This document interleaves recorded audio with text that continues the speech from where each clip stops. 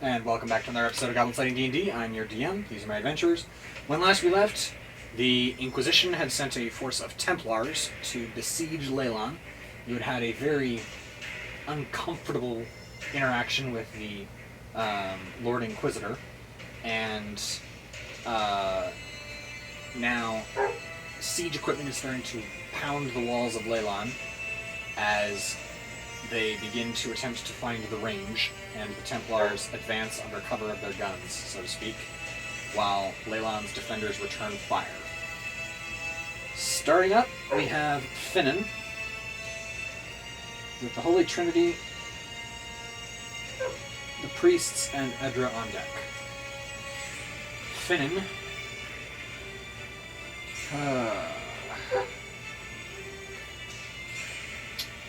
What did we agree the range was approximately last time? 300? 200?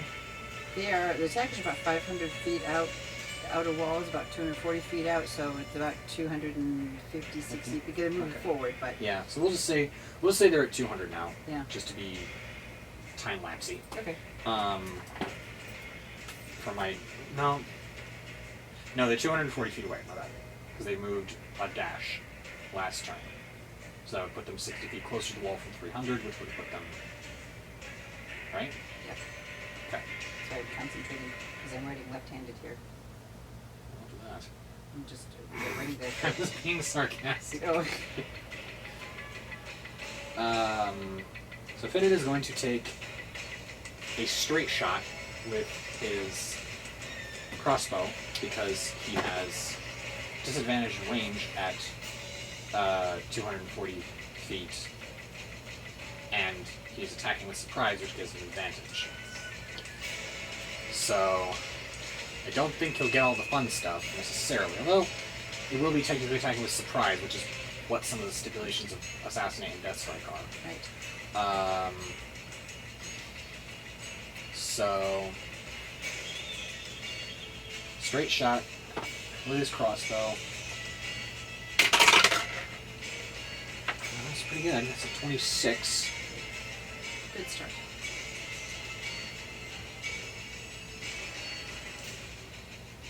Oh, there you go. Oh. Frick off. Yeah, that'll hit. So, again, I haven't had time to actually put together the number of Templars, and I'm probably not going to do that until they're on the walls, at which point I'll probably put together like 10 or 15 of them to be on the walls that are actually trying to fight us. Okay. For now, at the ranged weapons attack, it's just going to be person. Okay. This guy may or may not survive. If he survives, I'll put him on the list. Okay. So you can attack the wounded ones later. But Okay. I don't think he's going to survive. I hope he can survive. Oh, yeah, I hope he can survive.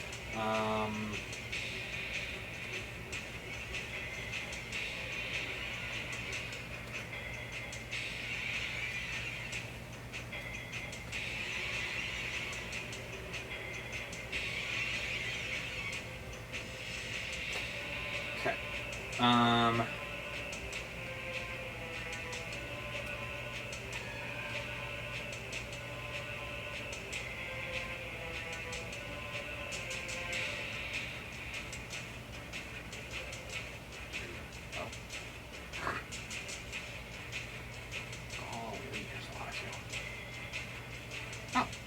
I should have put together 10 of them so far. Well, we'll work with that for now.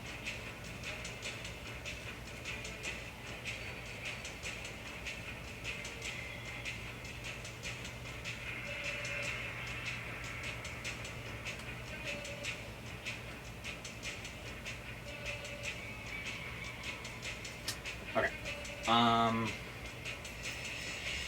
So, that's going to be...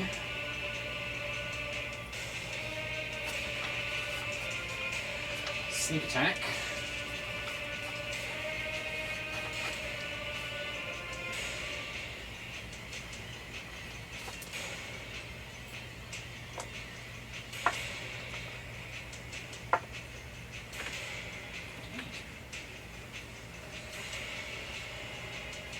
Drowning bees, the one specific one.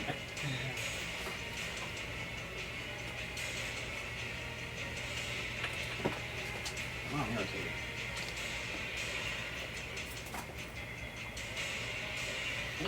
What are you doing hiding there? Oh wait, you're a rogue. What am I saying? You're what? I said, oh wait, you're a rogue. What am I doing? What am I saying? He's hiding wherever he wants to hide. Okay. So, I am invisible, by the way. good. That is good to know. That means that anyone who takes a shot at you does so with disadvantage, and you can't be directly targeted by something that requires a saving throw that targets only you. You can get caught in the blast wave of something else if someone drops something nasty nearby you, and I'll ask your range to whatever my intended target is if I throw a saving throw spell at someone. But if you are not being directly attacked by an attack roll spell, you can't be hit directly. 8. What are we, level 18? 16, yes. Recently. An invisible level 18 wizard is a nice thing to do. 22. Did you say that?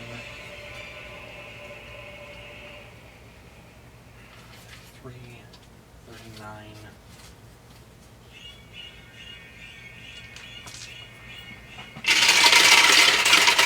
Critical hit. 42, 43, 45, 46, 55, 7, 63, 69, 71, plus 79. No, not plus 89. It is 79. Plus 8. That'll wipe him out on the spot. We're going to try and make the death strike save. Okay.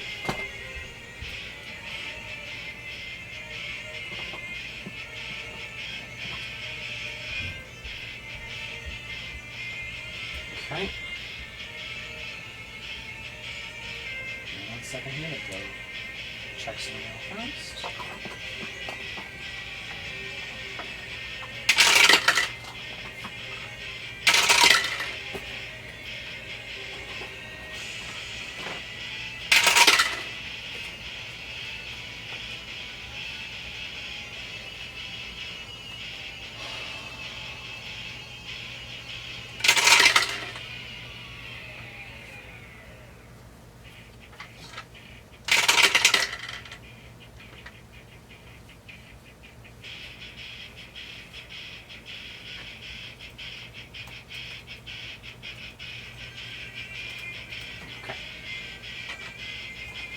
That's done.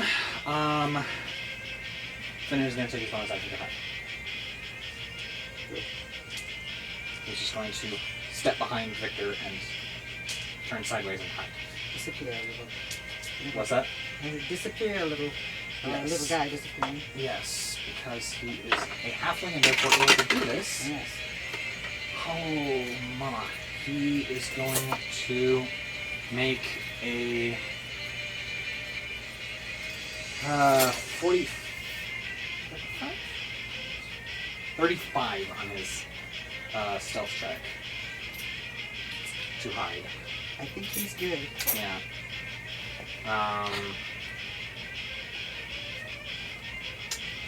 That's his turn. I've recently leveled up. Where'd it go? Ow. No, not you. Yes. There's a holy trio. Yeah, the Holy Trinity. I leveled up Bowden and Damar.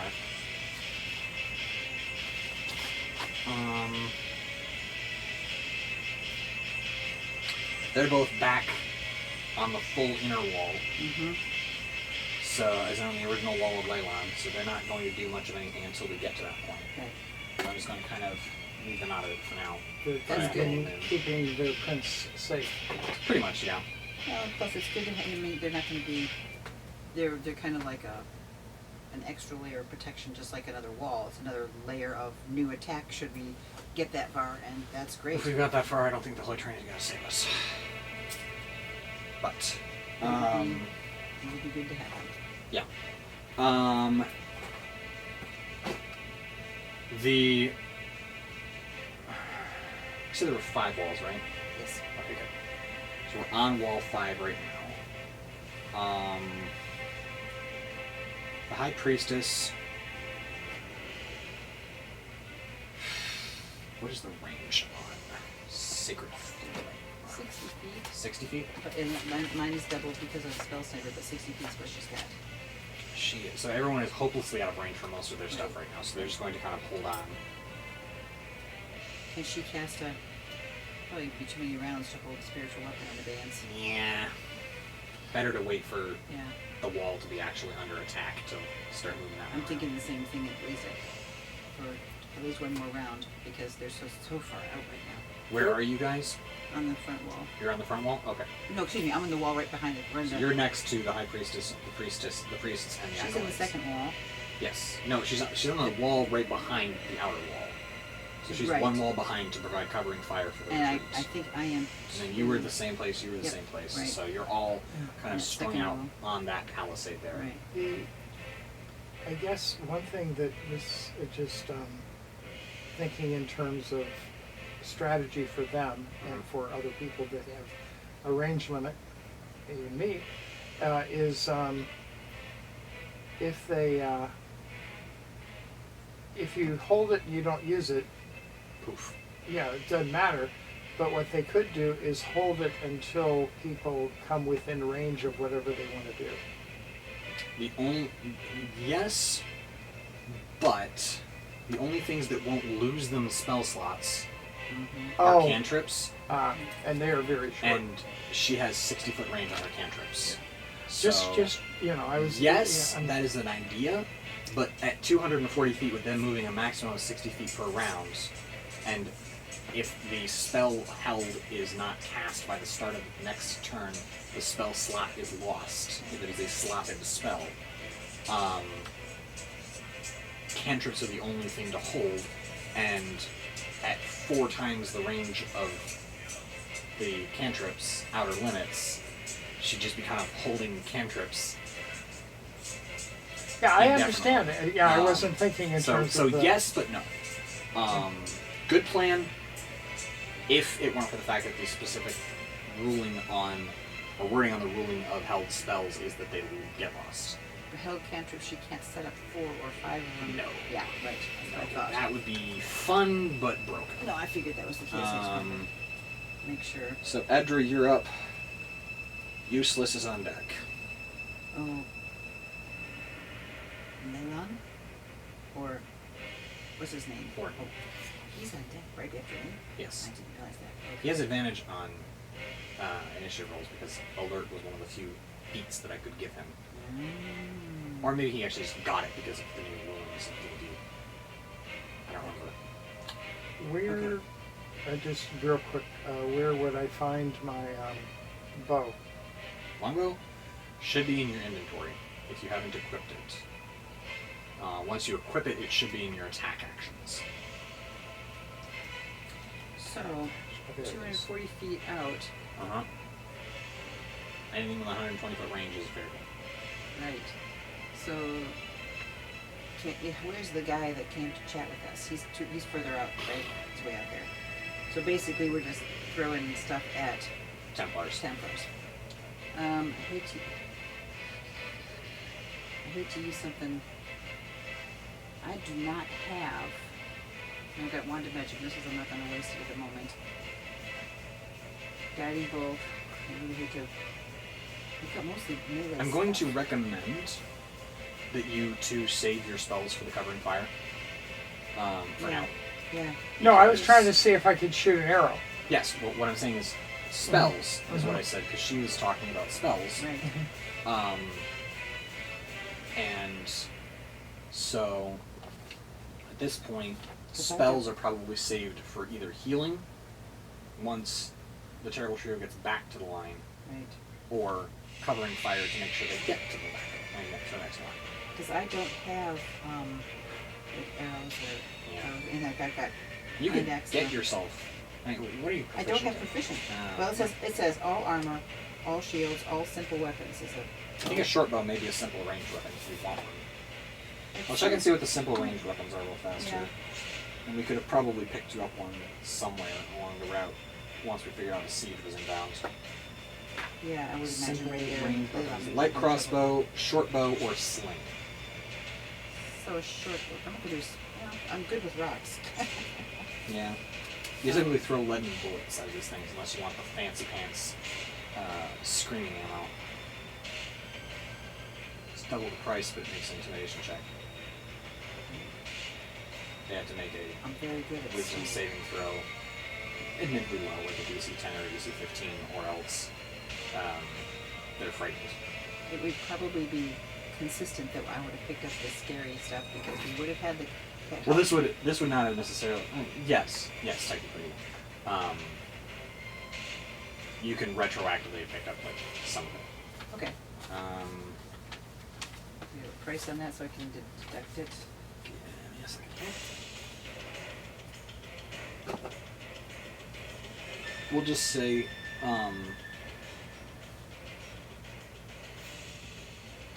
1 silver for 20. I'll take that. It's as 4 a- coppers for the regulars. Oh, wow.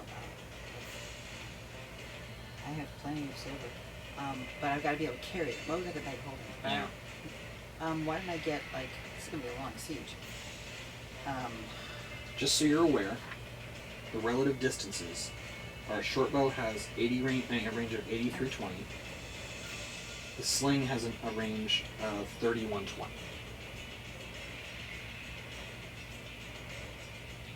This thing goes 30 to 120. Is it double because of? No, Okay, that's not a spell. that's fine. And short bow is what? Short bow is a range of 80 feet or 320 with disadvantage. Sling is a range of 30 or 120 with disadvantage. And the short bow does 1d6 piercing, the sling does 1d4 bludgeoning. Plus dex bonus, both times. I'm going to recommend you stay away from the crossbow because it has a loading property, which means you can only fire. Well, I mean, I'm really tempted. you can get the crossbow. Right? So you can get a light crossbow, which is a d8 plus dex. You don't get more than 1 shot per action anyway, so the loading property doesn't really affect you. That's mostly to avoid. That's mostly something to avoid with fighters, unless they go and they get the crossbow expert feat. So what is the range of the crossbow you said? Crossbow's the same. It's 8320, but it's an extra damage class of dice. So it's basically the 3 that you have are d8 for the crossbow, same range as the bow. Short bow is d6, 8320. Sling is d4 bludgeoning, 3120, but with the death whistle ammunition, you can force a DC 10 wisdom save or a DC 15 wisdom save if you hit on a critical, or they are frightened of you, meaning they can't get any closer to you, and they have disadvantage on all their attacks for 1 minute unless they don't have line of sight on you, which points disadvantage. So I've got 120, which is we have. I'm going to try that sling with the screaming. With the death whistle, Yeah, And, that thing. whistle. and I have stones and a sling. If you don't have one, I can give it to you. But I have to have purchased the whistling ammo Oh, for the sling. okay, And okay. I figured it makes sense to me that here we are in Leilon. I probably could have purchased all 3 of those things. Okay. Not the ammo. You would have had to go to Waterdeep for that. Okay, but I'm But- taking the crossbow, the short bow, and the sling. You knowing could it have was picked coming. one up from one of the defenders' arsenals, yes. Yeah. So how much ammo should I probably get for Your this? phone. I don't know. I'll just It'll buy. be a long siege. How many for 1 silver? 20 bullets for 1 silver. Why did I get a gold piece's worth of ammo? So 200 death whistle bullets. Death whistle. Wow. I mean, I don't have any idea, but if we go several days through this, we're going to have a lot of rounds. Too bad she can't put like 5 of them in one sling load. Okay, so since that is 120 on disadvantage, it's worth for me taking the shot at it because it's not a spell. I'm not burning anything, and You're at since- 240 right now. So once they hit 120, but I can. Right, 240 I can do. not with a sling. No, it's like yeah. She can hold her action with the sling until if they You come can- in yeah. closer, during the course of That's why I was a little skeptical of the sling. Yeah. Because You're really close. with a cross, you have to be Yeah. well within spell distance of any of your spells. Okay. So Well, what I I have would the say crossbow is too. get the light crossbow instead. Yeah, I'm gonna do that. Don't. Well, I mean, I'm a little skeptical of you, Cleric Edra, getting the now at level 18 in the sling with death whistle bullets, because you don't really use standard ranged weapons anymore. Yeah. You call down fire from heaven on your foes at the True. bare minimum.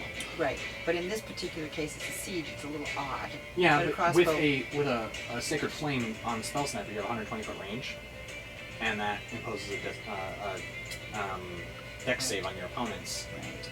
and it deals like 4d8 damage on a hit. Yeah, as opposed to 1d4. Okay. Yeah, the sling is probably. It just The has sling sounds cool. It I sounds wish fun. I'd It sounds fun. thought of it. Because that was literally spitballed like right out of my head as I was going, oh, you could do death whistle, and you're like, what's that? And I'm like, well, it does this. So Oh, really? Okay. Yeah, that was literally right out of my head. Okay. So I wish I'd thought of that about 13 levels ago. But That would you have know been fun. But that's okay. Um, I'll do the crossbow. We'll think about it next time we have a campaign when you're a lower level character. with and- Finelin or somebody. or with a totally new character after the Children of Neverwinter finish True, their that's arc. right. And we start over Right. with new characters, and maybe you get a monk, or a druid, or a fighter, or something. So we'll just keep that in the back of our heads Okay. for later. For now, I'd recommend getting the crossbow Yeah. or a long. No, you can't get a long I'm bow. gonna do You don't have crossbow. proficiency with it. Yeah. she's Crossbow. proficient with a crossbow. She's proficient with a simple, Simple weapons. weapon, which a light crossbow is a simple ranged weapon. So that's 1d8 piercing, 80-foot range, or 300. So you can start taking disadvantage shots now, like Yeah. Finn does. Yeah. You won't get Do I straight get- shots the way that he does because he has advantage because he's a rogue. But I get a plus 12 on my attack still, right? Or is that only for You spells? get to add your proficiency bonus of Five. 6, Six. plus your dex bonus of 0? Probably true, but let me double check that. 1? Somewhere in there? It's not high. It's Dex. whatever your initiative is, basically. 0. So, It's 0. so it's you add plus 6 to your attack roll, and then you add 0 to your damage roll. Okay. Bummer. Okay. So- So we'll give it a whirl. 320 feet. Or actually, whatever they are. 240. 240 feet. Oh, it's not going to be very good. 8 plus 6 is 14. That will miss, unfortunately. Yeah. Will kind of ting off the side of his helm. Okay, but it's not It was a good shot. Yeah. No, that's good. I'll have to practice. And you can either go with a number of arrows or a utility dice, your call. Let's use a utility dice. So go for a d20 and just roll me a d20 for me. 16. You're fine. That would have been Anything nice. less than, I think, a 3. I mean, it's a 3 or lower is what drops your utility dice. So a 4 up, you're fine. I would have liked that roll. On Any kind of the attack. any 4 ups and your utility dice stays the same. Oh, okay. And then as your dice gets smaller, the chance of you running out gets bigger. Yeah. So, Forden is going to be useless as usual, and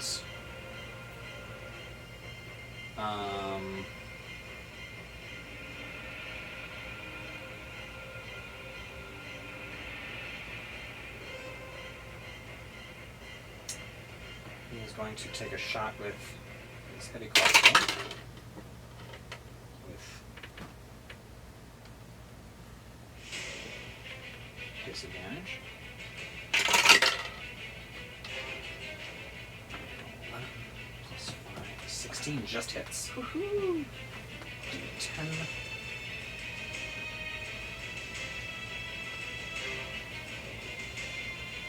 Plus 2.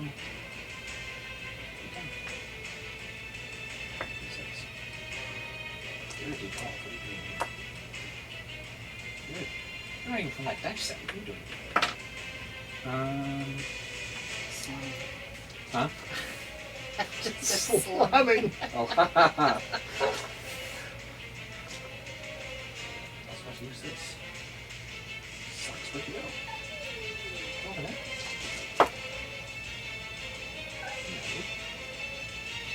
No, it's useless. Oh, okay. So that'll be 7 points of damage. Yay.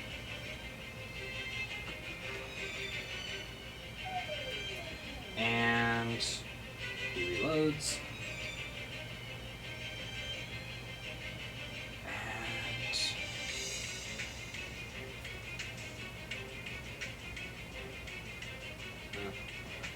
And that'll bring us to the Leilon defenders. And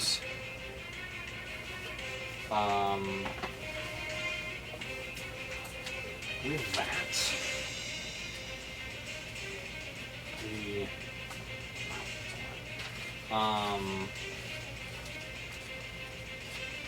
Ballast Arrow is going to fire at the advancing Templar Knights. All right. Check their range real fast.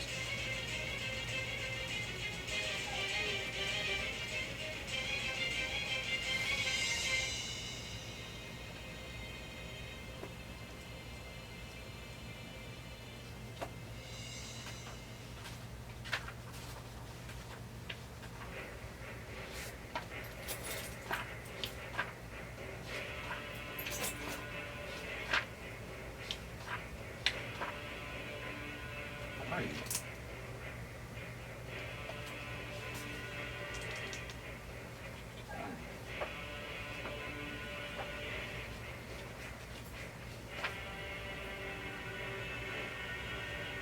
$124, so still disadvantaged for now.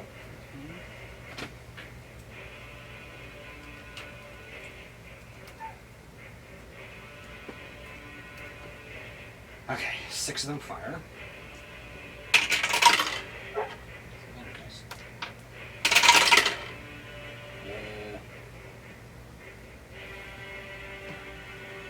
Now, one of these days I want to actually remember everything that I need to find before I die.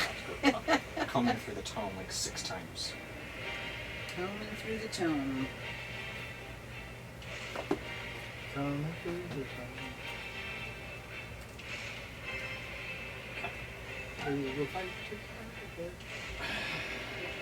What totally found was that the dungeon master combs, unfortunately.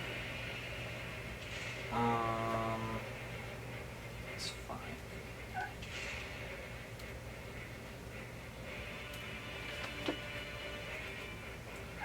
How many attacks before you get to know? Several. If you need to go do something, go ahead and deal with it. Don't take your target. He probably needs to go out.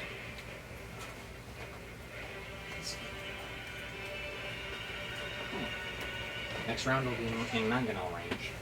Oh, good. They will be too. They're kind of moving kind of close enough that they can kind of, well, there'll probably be 2 to 3 rounds before they're in full-bore Mangonel range. Because they have to get closer, because that's the front rank of their Templar Knights that are in range of.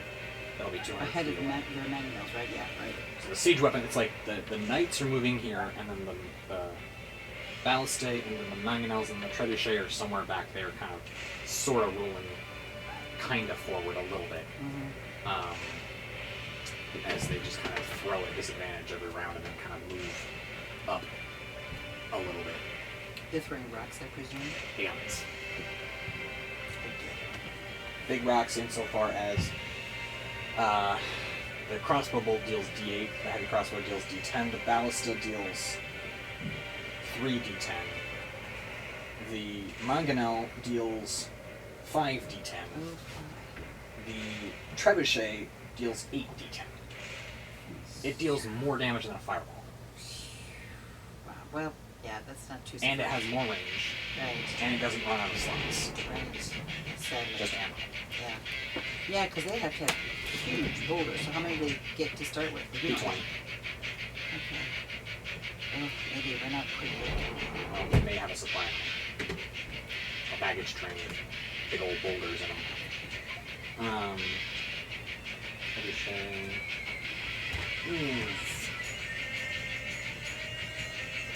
That's 5.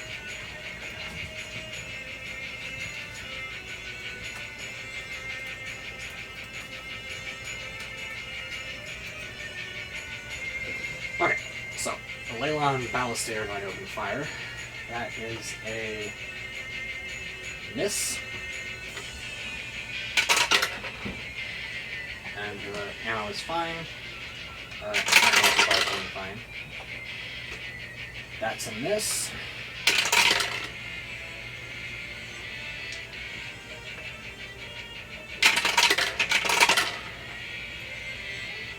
Miss.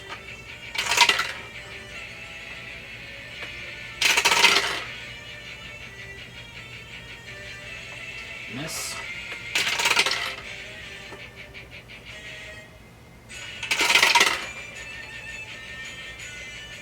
Oh, Huh? Good. final hit. Yay.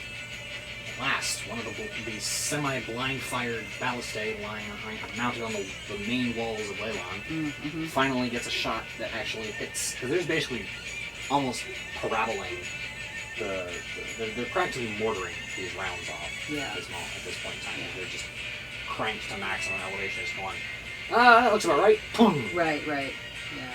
And same thing for the mangonels. They're just kind of sitting them on the wall going, boom.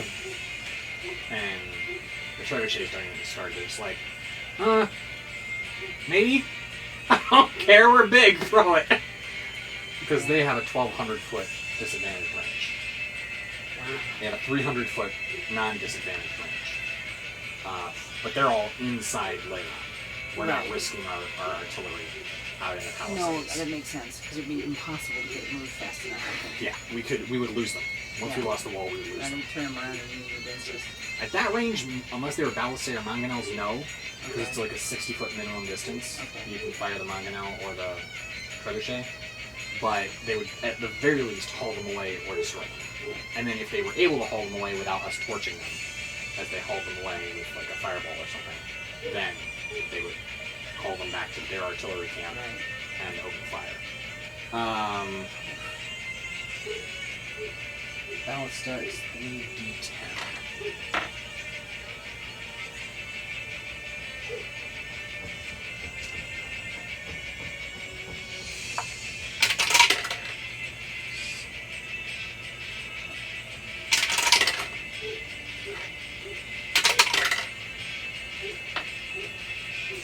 Three. 23 damage? 23 points of damage. Yay, that's awesome.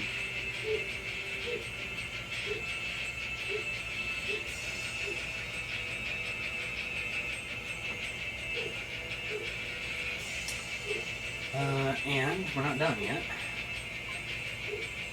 Because Leilon's still kicking. Is 4, 5 is going to fire.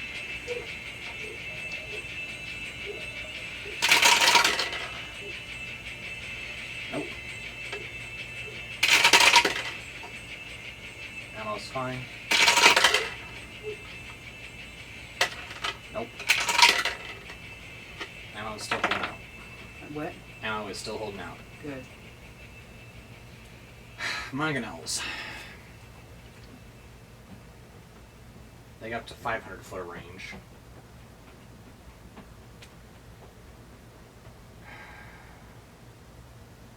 So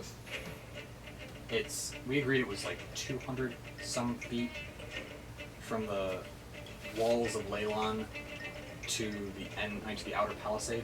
Yes, because we had 5 walls and there was a 40-foot ditch and a 40-foot sword. and a 20-foot 8 times wall.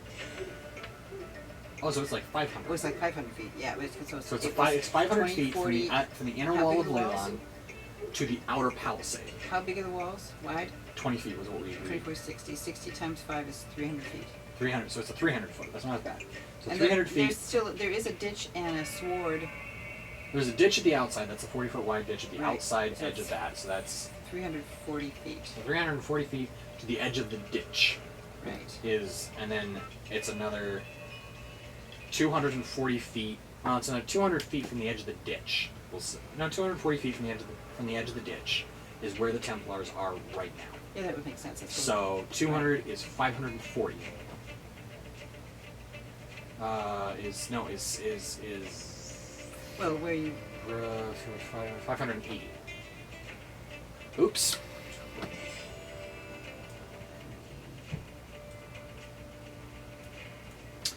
Because 340 plus 240 is 580, so we are technically outside of ballistic range at this point. oh, so there was no damage. They should not have fired. Okay, so they did not fire. They did not fire. Okay. All right. Because they would have just lined a very neat row of, or a very, very uneven cluster of bolts almost exactly 100 feet away from the nets. Yeah, pretty much. So, with that in mind, the Leilon Ballistae are not going to fire until almost until the Templars reach the ditch would be a safe Yeah, because range that would marker be at 200 that point. and it would be 340 feet. 380-ish feet at that point. No, so 340 feet at that point. 340 approximately. Right. Ish. We call it 400 for the sake of vagaries of wall mounting and behind the wall mounting and so on and so forth. So, calling it 400 feet from the mangonels / ballistae / probably closer to 500 feet for the trebuchets. Yeah, because they can't be, they're not perched on the wall. They have No, to be they're in town sitting someplace. in town, Yeah. kind of settled random places in the streets and things. I like trebuchets. They are very fun. The biggest trebuchet ever built was during, I believe it was the 100 Years' War, or possibly the Scottish Wars. They had enough time during the 100 Years' War to build it. Well, it was either the Scottish Wars or the 100 Years' War, and I don't remember which one it was. But it was, I believe, no, it may have been the Scottish Wars, because it was Edward, King of England, I think it was Edward I, who built this, like, I don't remember how big it was, but it was the biggest, so it had to have been at least like a 60 to 80 foot tall trebuchet Yeah. that he named Warwolf. And it took him so long, and the defenders got so spooked by the sight of Warwolf's construction that they just got, like, sieged out. The defenders surrendered before Warwolf was completed, and the king would not accept their offers of surrender until he had gotten at least one shot off with Warwolf, because he had spent so much time and money on building his new toy that he did not want to waste it. So he was like, "I will only accept your surrender after I've shot at least one round and hit your castle with Warwolf." Oh, wow. So Should've thrown that's it one of those forward. stories in history where you're just like, That Excuse shows me? that maybe many wars in history were as much about ego oh, as they 100%. were about profit. 100%. So the Ballistae are going to hold fire. What'd you say? I said not much has changed.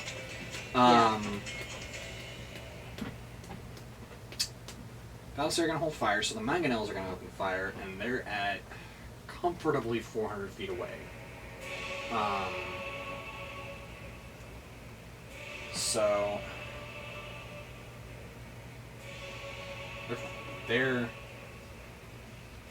close to 400 feet from the ditch, which means that they are also out of range. Oh my god! The first round was completely scratched. Whatever happened there should not have happened. I don't think Because you did nobody any was in range. I don't think you did any mangonels. I fired Ballistae, I fired mangonels, and I fired trebuchets. No Did effect. you damage? No.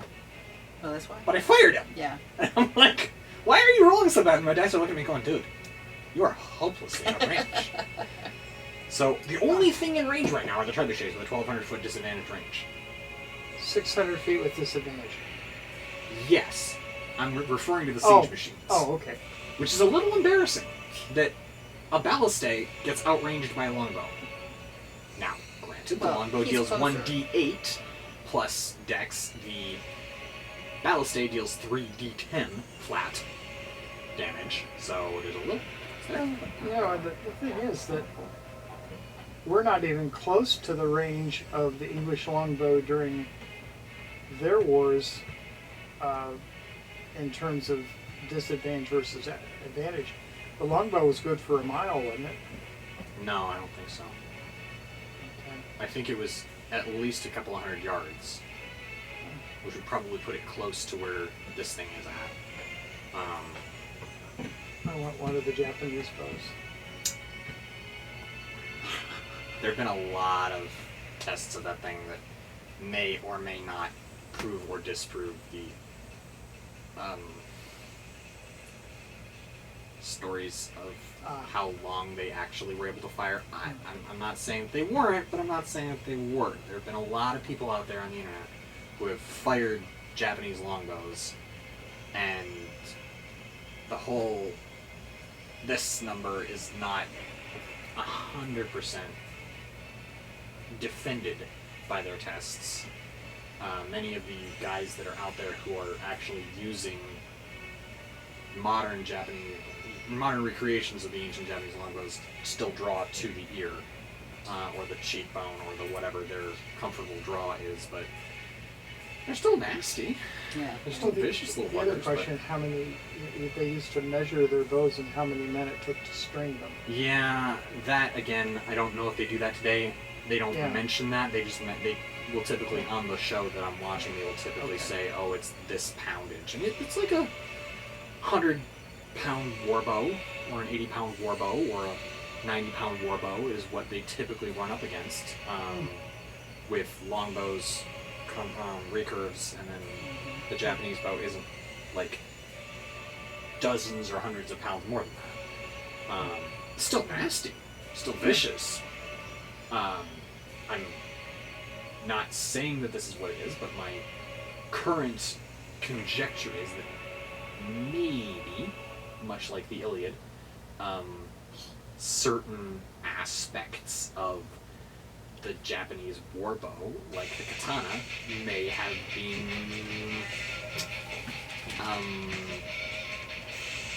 the result of, shall we say, bardic elaboration? Oh. Maybe? Ah. The reason the katana is the way that it is actually because it was a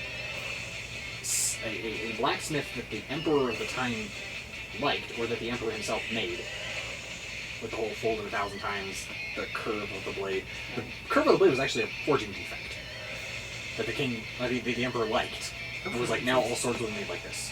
Single-edged with a slight curve in the blade will now be made always like this. The whole 1,000-time folded thing was a scare tactic to deter Gaijin invaders. I was reading an article that was discussing the katana versus the Zweihanda, Yeah. which was like the German broadsword du jour. It's basically what the greatsword in D&D is based off of. Mm-hmm. Which Upstairs in my bedroom. a little different. Similar, a little different. That one's more of a hand and half sword. The Zweihanda, because I can swing that thing in one hand. The Zweihanda, yes, I could swing in one hand, but why would I do that?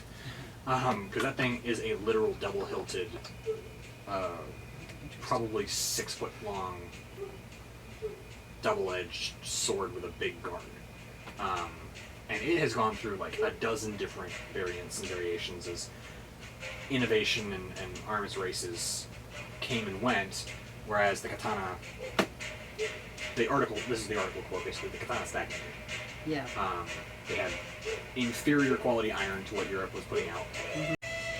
Inferior forging techniques because they got stilted by imperial decree, essentially, of this is how it will happen because I like it and I'm the emperor and what I say goes. Yeah. Innovation is not possible. Innovation is bad, basically. Yeah. And then the Zweihanda went, what do I need to survive out here? Yeah, really. Blacksmith forge it. Going back to the trebuchets, however, we are going to have them fire with disadvantage because they are comfortably 500 feet away from the outer edge of the palisade ditch combo. So someone's got to be basically at the thing Now, someone's got to be, like, close to the second or third wall for them to be without disadvantage at this point. For the trebuchets. Right. Which they're not going to be. No. Right. That's right. Disadvantage shot, but on the same token, the enemy are also going to be suffering from the same problem until they get in range to get a wall. They are not going to be able to counter battery the trebuchets, the mangonels, ballistade, etc. without disadvantage shots as well. So they are probably going to, once they hit 120, 200, or 300 feet from the palisade in question of combatant, they are probably going to start pounding that thing. Yeah. Rather than trying to counter battery the siege weapons inside. That makes sense. So let's see how these things did. Yeah. Oh come on, natural 20 on disadvantage, you're killing me, Smalls. Although it's not bad. That will be a 21 to hit, which is a hit for. What are you shooting at? The front rank of the charging Templars, because that's all we can hit reasonably at this point. You can't hit their siege weapons? We could, but I forgot with the first shot. Okay, I just, No, you're right, I could, but I forgot to, so I'm going to leave this shot alone. Because I've got a new mechanic I'm trying to test out for this one individual shot. Because it's a well-known fact that round shot skips. Like Yes, a true. stone on a mill pond. Right, right, When you fire it on hard packed or flat ground, right, it's gonna bounce. right. And that's what makes it so dangerous. Despite what Hollywood would have you believe of, like, the blowing up and men going, oh! Ah! Ah! thing everywhere. They didn't use shell a lot, unless they were besieging a fortification. If they were facing line infantry or cavalry in the field, they would throw a round shot at them. And it would go ting, ting, and it would take your leg off, it would take your torso out, it would take your head off, whatever. Because it's just this, like, 6 to 8 pound, or 5 pound to 3 pound iron ball skipping along on the ground. Yeah. Careful. That's all I was going to say. Oh, we've already hit her. I know. That's why I was being circumspect.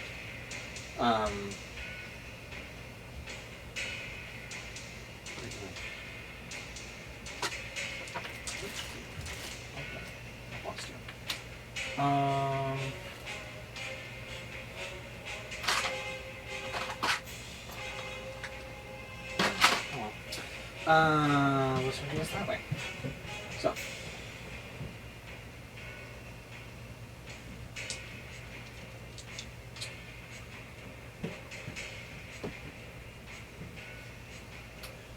My dice and these dice.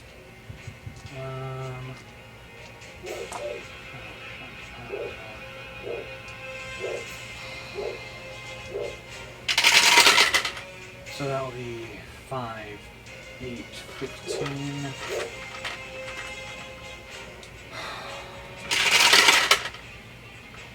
21, 26, 29, 32 points of damage. It's a little pathetic.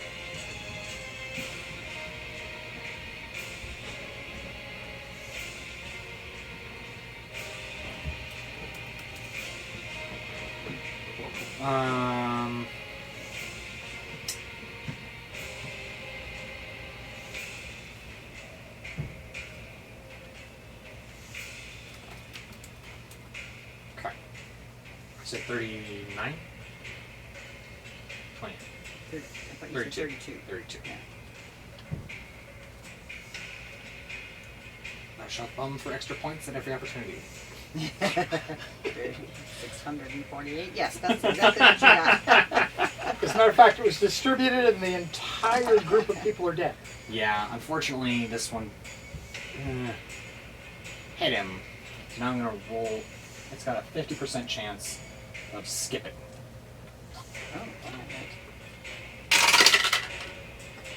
And it skips. So then what happens is the next guy behind him in line rolls a DC 15 dexterity saving throw. Does the first guy get hit or? Oh, yeah. Okay. First guy, Then it goes. it's.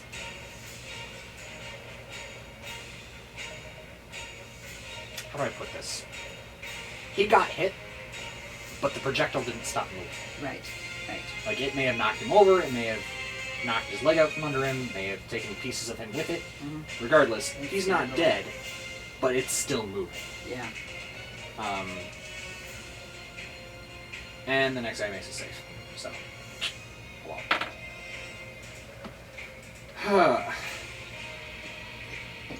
Next one is going to target the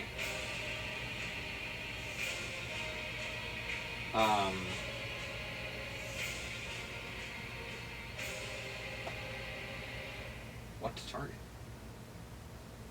Probably the hostile trebuchets, if I'm being honest. It's got the reach to touch on it.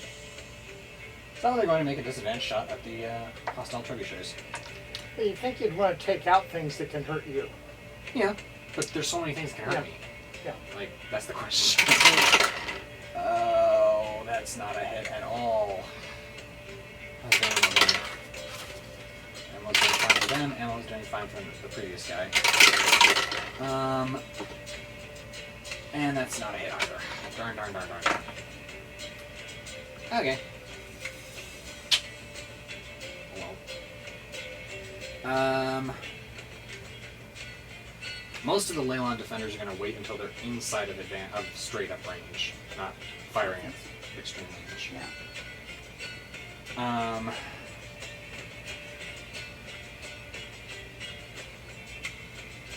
Longbow has 150 foot range, Or 600 with disadvantage. which, since they're not using that, doesn't count for this particular calculation, but you are correct. No. Okay.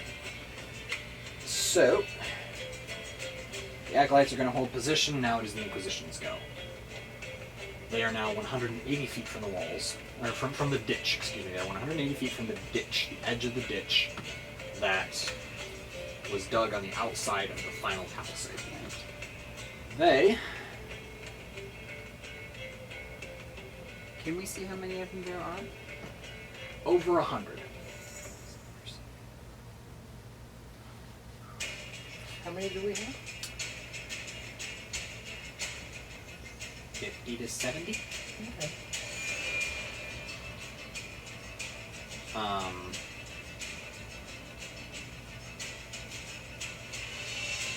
So they are going to charge 80 feet from outer ditch. It all stays.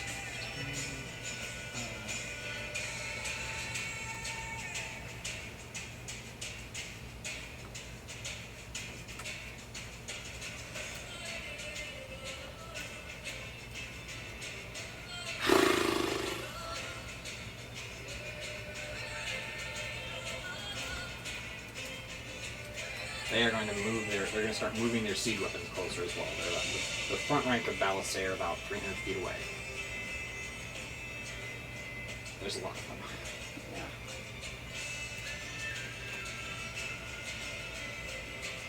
Oops.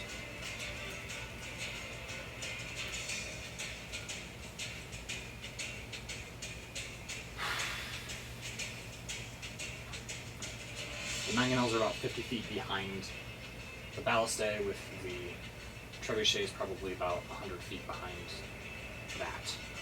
For now. Will that adjust or will that stay? They're getting they're going to get closer. Right, but will the distance between them kind of stay set, or will it kind of Until and fluctuate? unless the ballistae or mangonels stop moving and start firing, they're going to keep moving the trebuchets up as long as they can comfortably stay out of ouchie range of like longbows and things like that. They'll probably get no closer than 200 feet to the outer defense perimeter. Okay. Except for the ballistae, which will be continuing to move until they're 20 feet away from the outer perimeter, because that's what they have to hit. Right. So you'll be able to potentially, with longbows, you can target longbows or magic missiles or anything with 120 foot range will be able to target the ballistae once they stop moving. Okay. And you'll be able to target the ballistae or the crew. I'll say that if you take out enough crew members, it will stop them for a set number of rounds, but they have enough people and hirelings that they can reset the crew or fire at a slower rate. If you destroy the ballistae is destroyed. if it's easier to kill people potentially. Yeah, right. Um, It's more permanent to kill the I'm Balistai. trying to kill the Balistai. Yeah. I've also figured out some damage thresholds, Oh. which unlike the Machai beating the gate down with broadswords, which I should not have allowed in hindsight, I just want to use the Culkin. Normally inanimate objects like this, like fortress walls, like ships, and we'll say like siege weapons to a degree, have a certain amount of damage that must be inflicted in order to actually damage. Okay. Because they're solid wood and so on and so forth, etc. Yeah. Unless you catch them on fire? Yes. I'd say that for the siege towers and the rams, they will burn slower, and they will have an easier time putting the fire out because they'll be coated in raw hides with the gooey side out. Because that's typical what you see in medieval siege warfare. Is you throw wet hides on the outside of your siege tower or your battering ram to try to make it harder for the defenders to lay down fire. Right.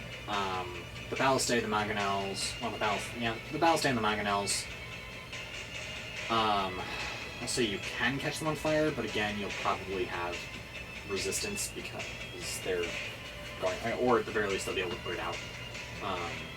So we'll see. For now,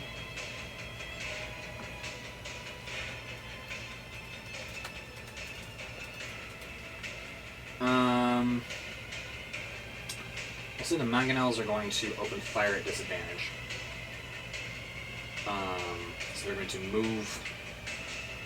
So they can probably move.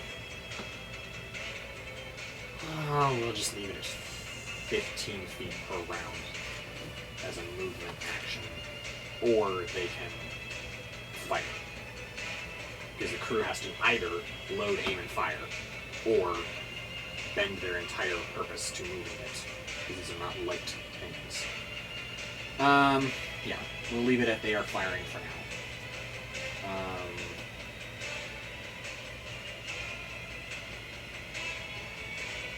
Yeah. So, 1, 2, 3, 4, 5, 6.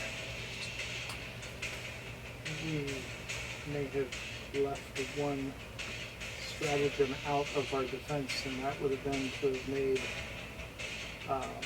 mud pits completely across so that the wheels of the siege things would have sunk in and been hard to move. I just thought of that. Yes, that would have been a thing, but we were a little busy with making ditches and walls. Had we had another 10-day, we could have started putting some pits together, but we needed your move earth to dig the ditches and put the base wall, the ramparts up so that the defenders, the human normies, I'll say, could chop down trees, sharpen them on both ends, haul them in, and sink them, and put the branches that they'd taken off the trees into stakes to line the bottom of the ditches, and then fill them with water. Yeah, it seems to me that it would have been impossible too for the attackers to see the mud pit and lay down cardboard road or corduroy road or corduroy, or even just something planks. as simple as straw or bulrushes or something of that nature to kind of give them, and like bulrushes and then boards could have given them paths across. It would have slowed them down. Yes. But Potentially. But it would not have stopped them. Well, The ditch is not going to stop them, let's be honest. Right. If we're being honest. If they reach the ditch, they're going to cross it. They're probably going to use the ladders to cross it, and then they're going to bring the ladders up and start using them to climb the wall. And they're going to have some kind of something to cross the ditch that a battering ram and a siege tower can get on. So they may even skip ladders in favor of siege towers, depending on how many siege towers they have. And they will just do that. So, How long before our reinforcements get there? it is the 7th day? 5th day. We had a time that we agreed. It was 4 days. It's been 3 days, so we did 4 days, but they arrived. Or was it 7 days and the 8th? Was it 8 days and the 9th? No, it wasn't 7 days. So it was 4 days. And We're on day 4 now at high noon. right. So we've got 3 more days until the Prolodeps reaches Mintarn. Then the plan is for us to gather, teleport out to the Pearl of the Depths, talk to the Mintarn mercenaries, leverage whatever stuff you have left, whatever leverage you have left with the mercenaries. Yep. Get as big of a group as we can, and then basically sail back at that point while we teleport back to Leilon Right. to the Umberhulk Shell Inn, Right. and then run to the walls Mm-hmm. See what's going and on. see what's what in the hopefully no more than a day that we've been gone. Well, the reason that I asked that is because when you talk about it delayed them. That's what we really are Right. doing, is fighting a delaying action. Well, I mean, honestly, if we could paste these guys completely, that would be fun. Yeah. It's possible, but fun. Have a whole bunch of guys getting off the boat going, oh, Well, trust me. There's other things to fight. Yeah. There's well, I mean, eventually we're going to have to square up with the Lord of Neverwinter Yes. to demand that he step down. And I don't think he's just going to look at us and go, oh, yeah, you're right. I was mistaken. Right. I've been quietly paying off or eliminating potential heirs to the Algandar line Yeah. for goodness knows how many years it's been. However long it's been since I stepped down as Lord of Open Lord of Waterdeep. Sure, you're right. I shouldn't have done that. I'll just step away now. So we're probably going to have to take it by force of arms. Yes. And at that point, mercenaries will be very helpful. Yeah. Right. So Yeah. we just have to get to that point. yes. So really what we need to do before the mercenaries get there is wipe everybody out before they get there so that we've got fresh troops to do the other. Yes.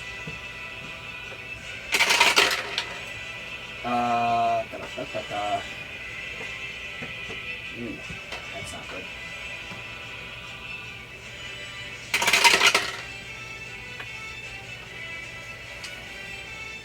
That's 2 misses.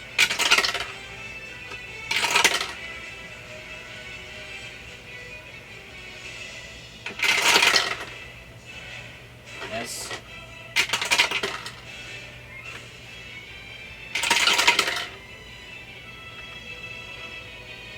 Miss.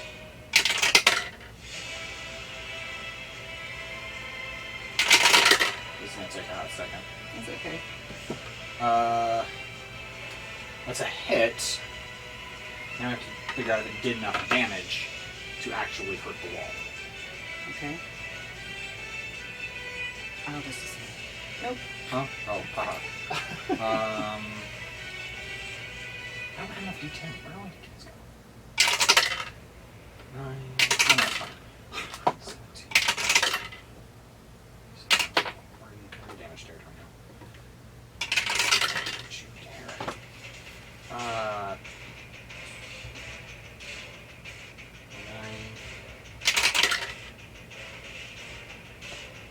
38 and 43. That did a lot of damage.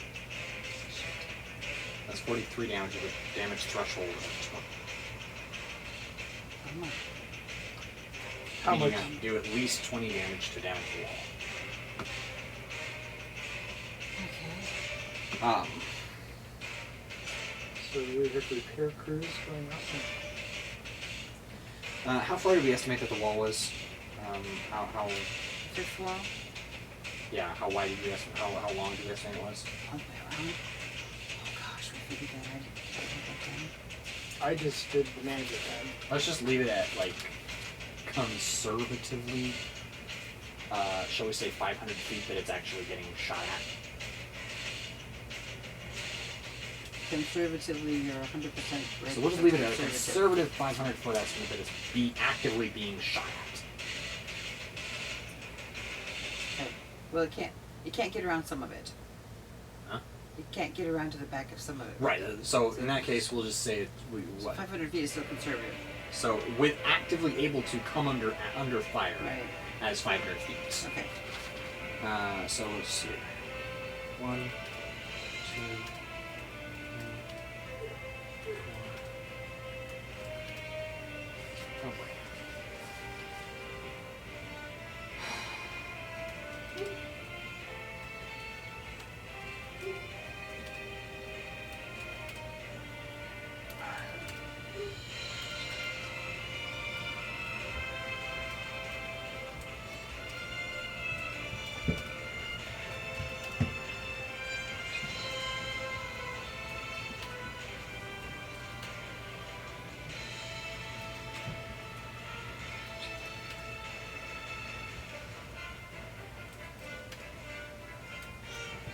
Leave it with 20 sections for now.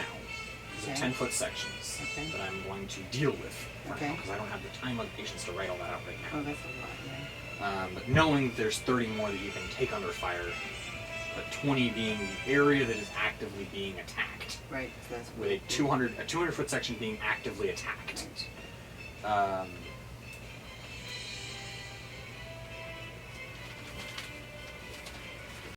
With section 5 being the one with the gate.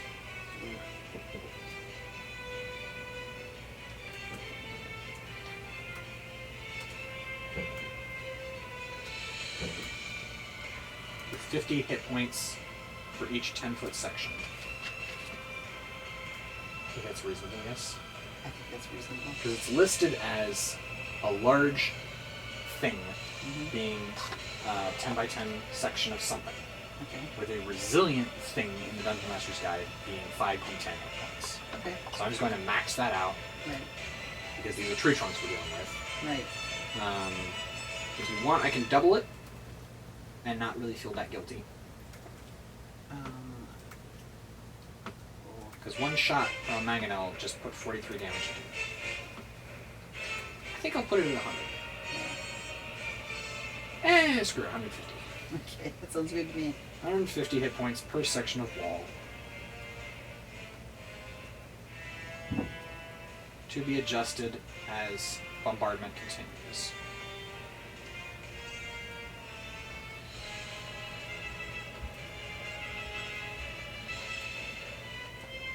Again, we're dealing with large tree trunk palisades here. We're not dealing with a normal wooden door. The gate is going to have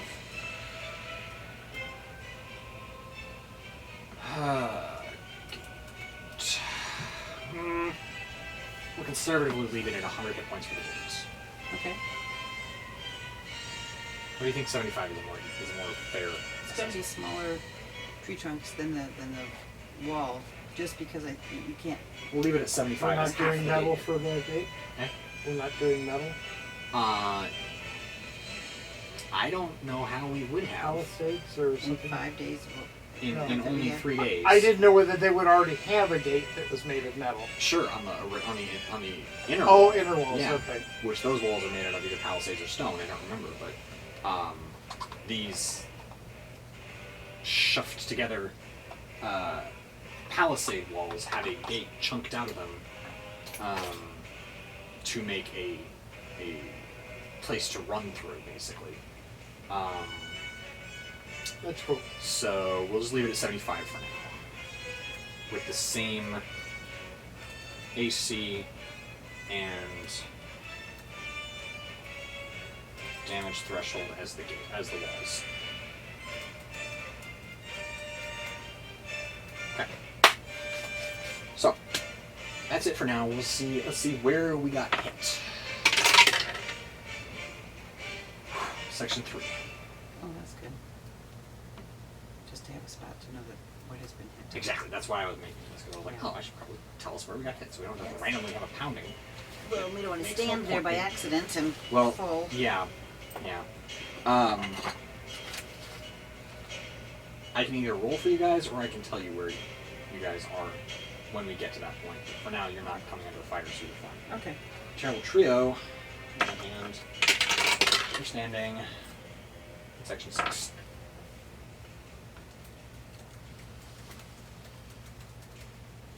For now. For the purposes of coming under fire. Right. Oh. Shoot. Remember how many that was? Oh gosh, I got so involved with that. I'll just say that was that. Leave it at that. Okay. Continue.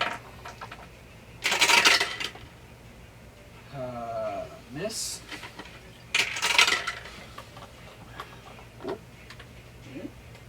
Ammo's down. Huh? One of the mangonels was not as well supplied as the rest. Great.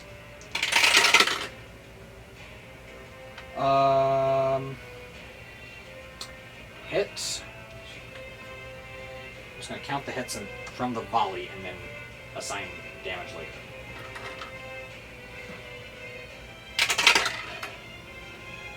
That one apparently was not as well supplied either.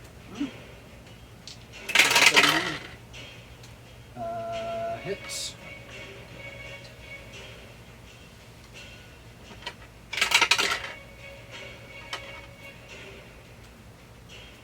Apparently they traveled late. I'm really happy. Miss.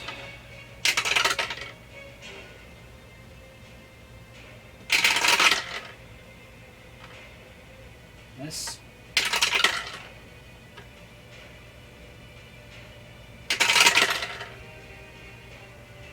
Miss.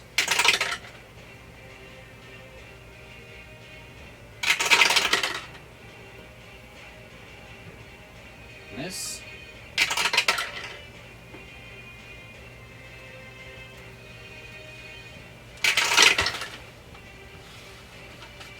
Hit.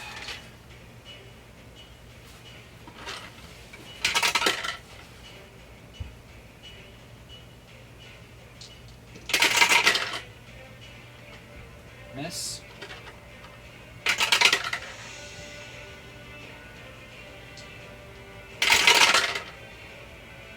Miss.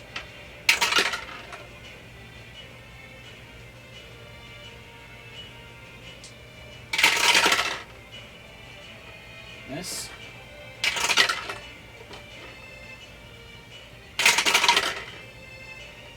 Miss.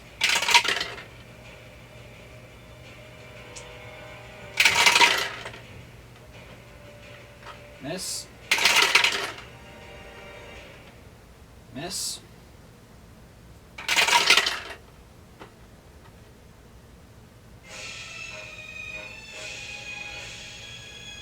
Hit.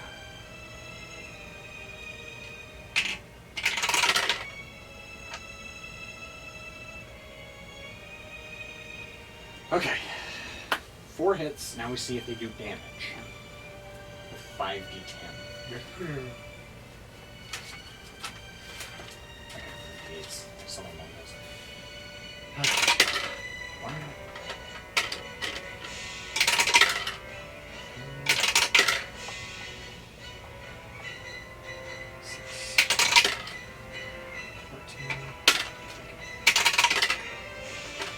No damage. The rock bounces off the wall for no damage. Fabulous. Fabulous.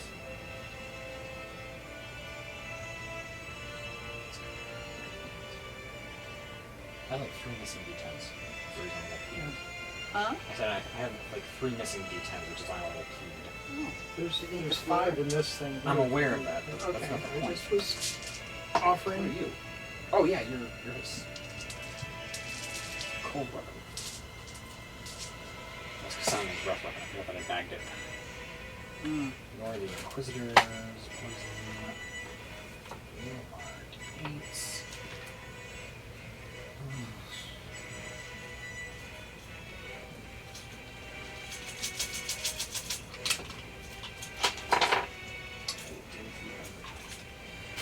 Okay.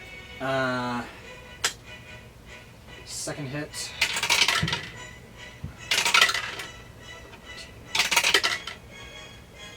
By 22. 32. That's damage.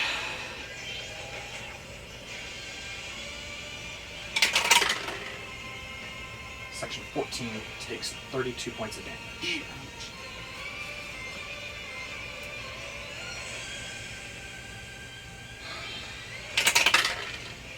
Nine. 12. 18. 19. 26. Section 7 takes 26 points of damage.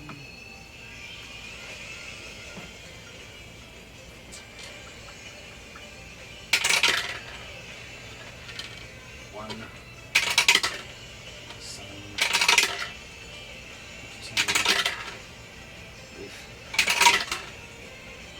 32. Ouch.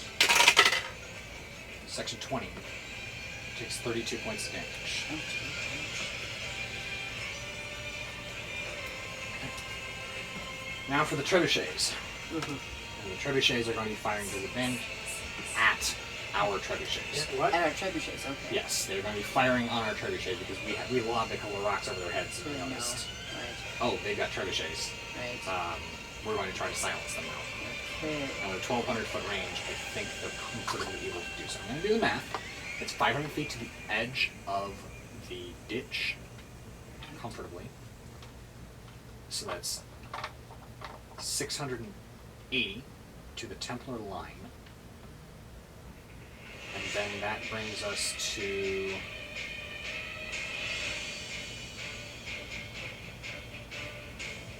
trebuchets.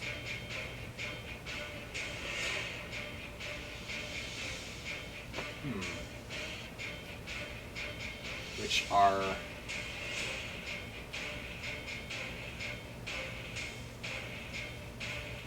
450 feet from the outer ditch. And are they moving, or are they pretty much going to stay there? We'll see. Okay. But for right this moment, For they're right not this taking moment. any other action to move. Yeah. Okay.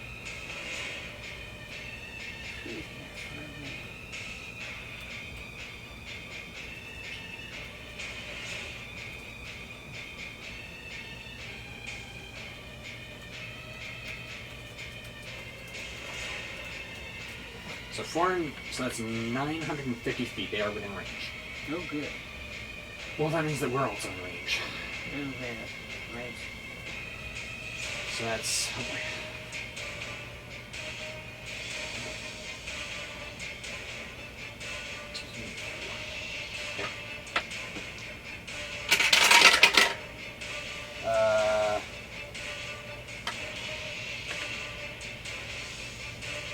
Miss.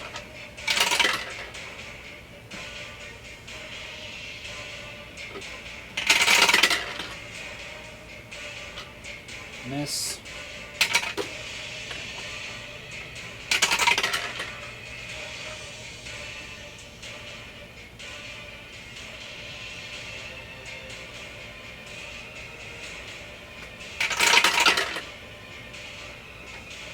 Miss.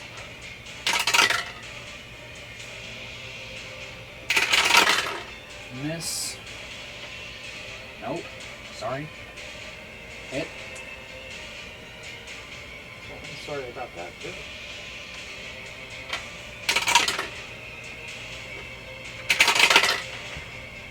Miss.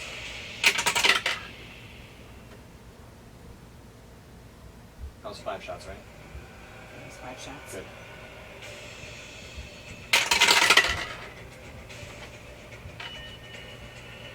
Miss.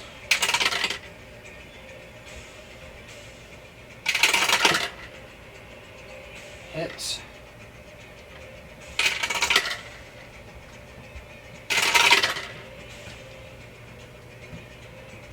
Miss.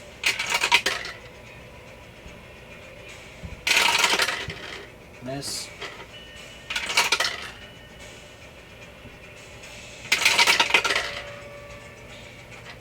Miss. Miss. Okay.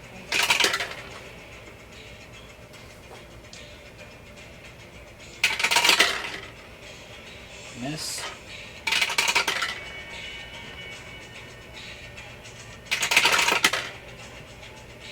Miss.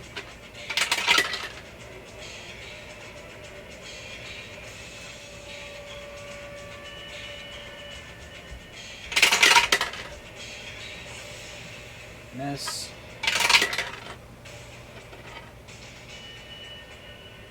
And miss.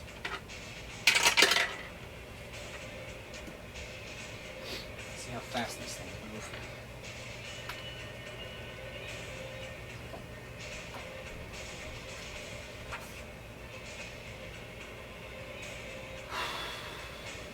Doesn't specify, so I'll say, ooh, certainly no more than, a siege tower could certainly move no more than 10 feet per round, I'd say. And then a battering ram could probably move 15. Yeah, probably because that's being powered by, like, they're just carrying it, right? No, Or it's you it's rolling a it? it's a full roll, but it's not a 40 It's not foot as tall. heavy as It's not a the- 40-foot tall siege tower. Right, and it's also not as tippy. Yeah. The siege tower's going to be probably more of a fall risk than anything. Tumble So I'll say 10 feet to siege tower. They are currently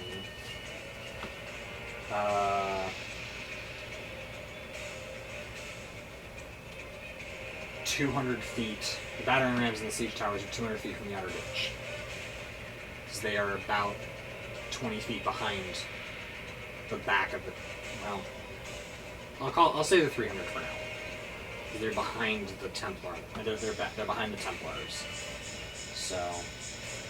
I was just to try and keep them, to have them keep up. You would either have to keep the Templars moving slowly, or they would have had to start moving sooner. Yeah, they started moving. We'll call it 400. I'm just trying to figure, just thinking. I don't want them to get close. Moving everything back 100 feet.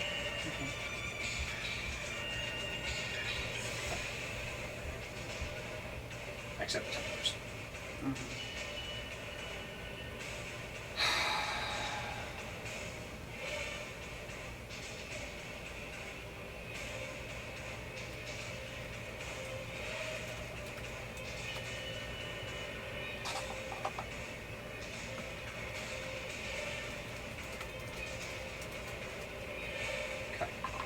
So the towers are going to move forward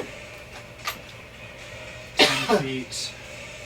The rams are going to move forward 15 feet. That's their turn. Boy, howdy, there's a lot of them. I said, boy, howdy, there's a lot of them. Yep. Rongir, you're up. Elizabeth's on deck. Well, the only thing I can do is longbow.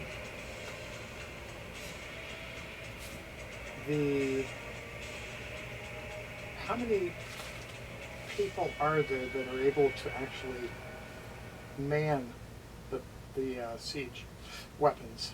Enough. Yeah, but I was trying to a decide crew whether it of was at better least to kill 3. them off. It will. Killing the crew, while potentially squishier, will slow them down, slow their firing rate, but will not finish them off. They have enough hirelings and crewmen to replace them consistently. Okay, I was just, Killing the siege machine will reduce their potential firepower. yeah, I can't do that with a longbow anyway. So. Well, I mean, I can say that probably. Oh no, I forgot. Shoot, hang on. I'm sorry. I gotta put your turn on pause for a second. I forgot that there were 2 trebuchet hits on our Yeah. trebuchets. Oh. I'm gonna put a damage threshold of 15 on siege weapons, just across the board. Unless you think that's not reasonable. I don't know. You're the It works. DM. It cuts both ways. So Right, if you right. think that an inanimate object like that should have a damage threshold, or if it should just be able to be attacked wholesale, I value your opinion on this because I don't know. Right. Damage Like, threshold for each round? for any one attack being One able to attack. actually deal damage. Like, for example, the walls have a damage threshold of 20, meaning you have to deal a minimum of 20 damage to damage the wall. If you deal 19 or lower, you do no damage with that magical round that bounced off the wall. Right. A siege weapon, right now, in theory, could be attacked by a longbow and just kind of whittled away out. Right, which probably wouldn't happen. Right. Yeah. So, Yeah, I see what you're saying. damage You just threshold. stick a whole. Yeah. That's what I'm saying. That is how it could work Yes. in D&D right now. Right, exactly. So, I'll say a damage threshold of, say, between 15 and 20. Which I can't shall do we say with a 15? crossbow. I would say 15. 15? Yeah. Alright. So, really quick, you're gonna. Well, that's the point. So that you Yeah, can't I just can't. kind of Yeah. sock it with a thing. But lower than the wall because the wall's going to be more likely to ricochet something off. And there's like not a lot of moving parts, but there's smaller parts in a machine that if you happen to hit it, Mm-hmm. you know, you're more likely to cause critical damage. Uh-huh. But you can't just wholesale, as you say, whittle it away. Yeah. And something that has been probably tied together with ropes or Right. pegged or whatever, but where there's two pieces that have to come together. Right, exactly. The palisades are probably, you know, the walls are probably huge, Right. thick things that if you had to try and move those, they would still be back where they were built. Right. You don't move walls. No.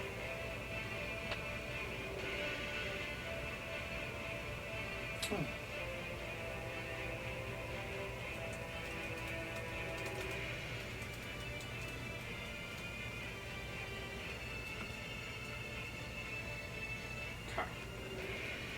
With that in mind, we're going to see if we damaged the trebuchets. Our trebuchets. They damage. 8, 11. 18, yep. 27. 33. 36 for the first shot.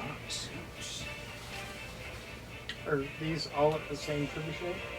Yeah, for the sake of. Well, we'll see. I got 3 of them, so we'll see if they got. So shot that one first. What's that? 200?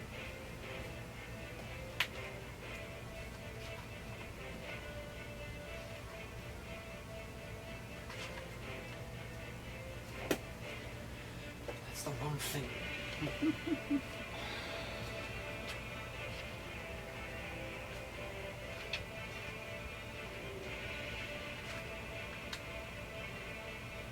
Ha.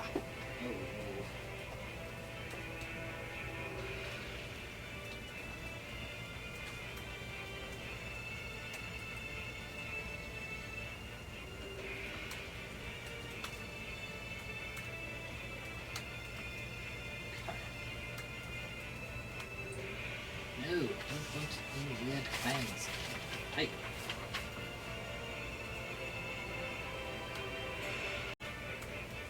Okay. So I said 32? 32. 32. 32.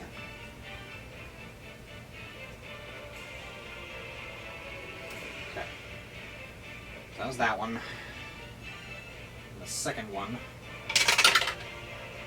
Like 9, 12, oh boy. Ooh, 18, well, that's it. 20, 23. It's better than 32. Yes, yes, isn't it? To the other one, to another one. 23. 26? 26. 23. 23. 23. Sorry. No, you're good. That's why I say it out loud. Yep.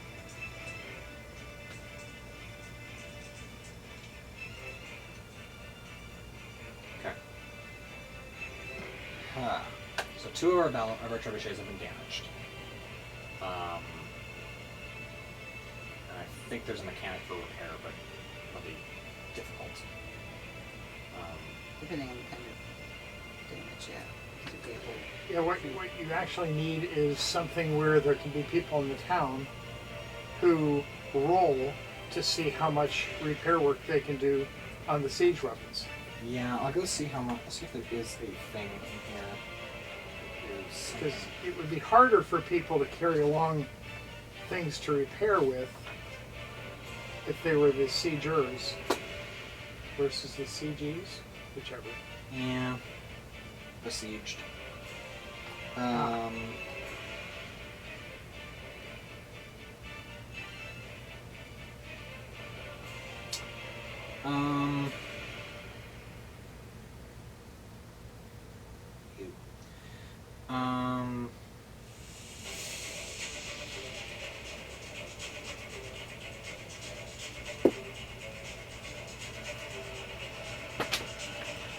Well, when in doubt, resort to the internet. Yeah.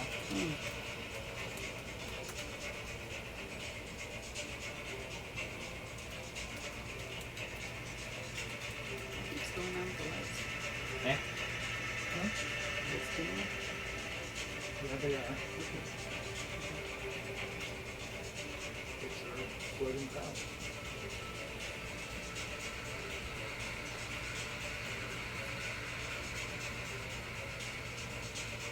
Who has a carpenter or a smith's tools proficiency? Mason's tools, not carpenter.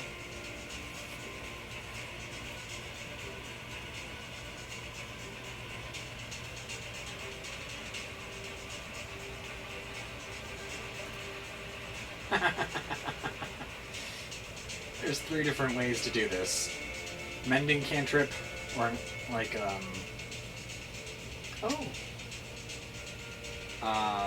using tool proficiencies, or hiring NPC artisans. One of the tool proficiency pieces, subsection is DM Fiat. I like that one.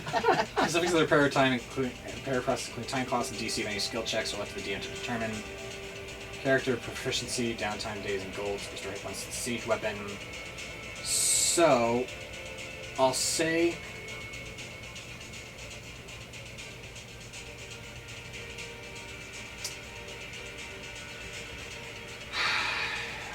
Whoever has carpenter's tools, if anyone does, check.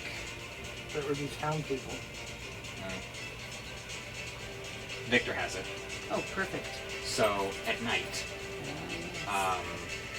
or between attacks, if we have time, he can attempt a skill check with his carpenter's tools to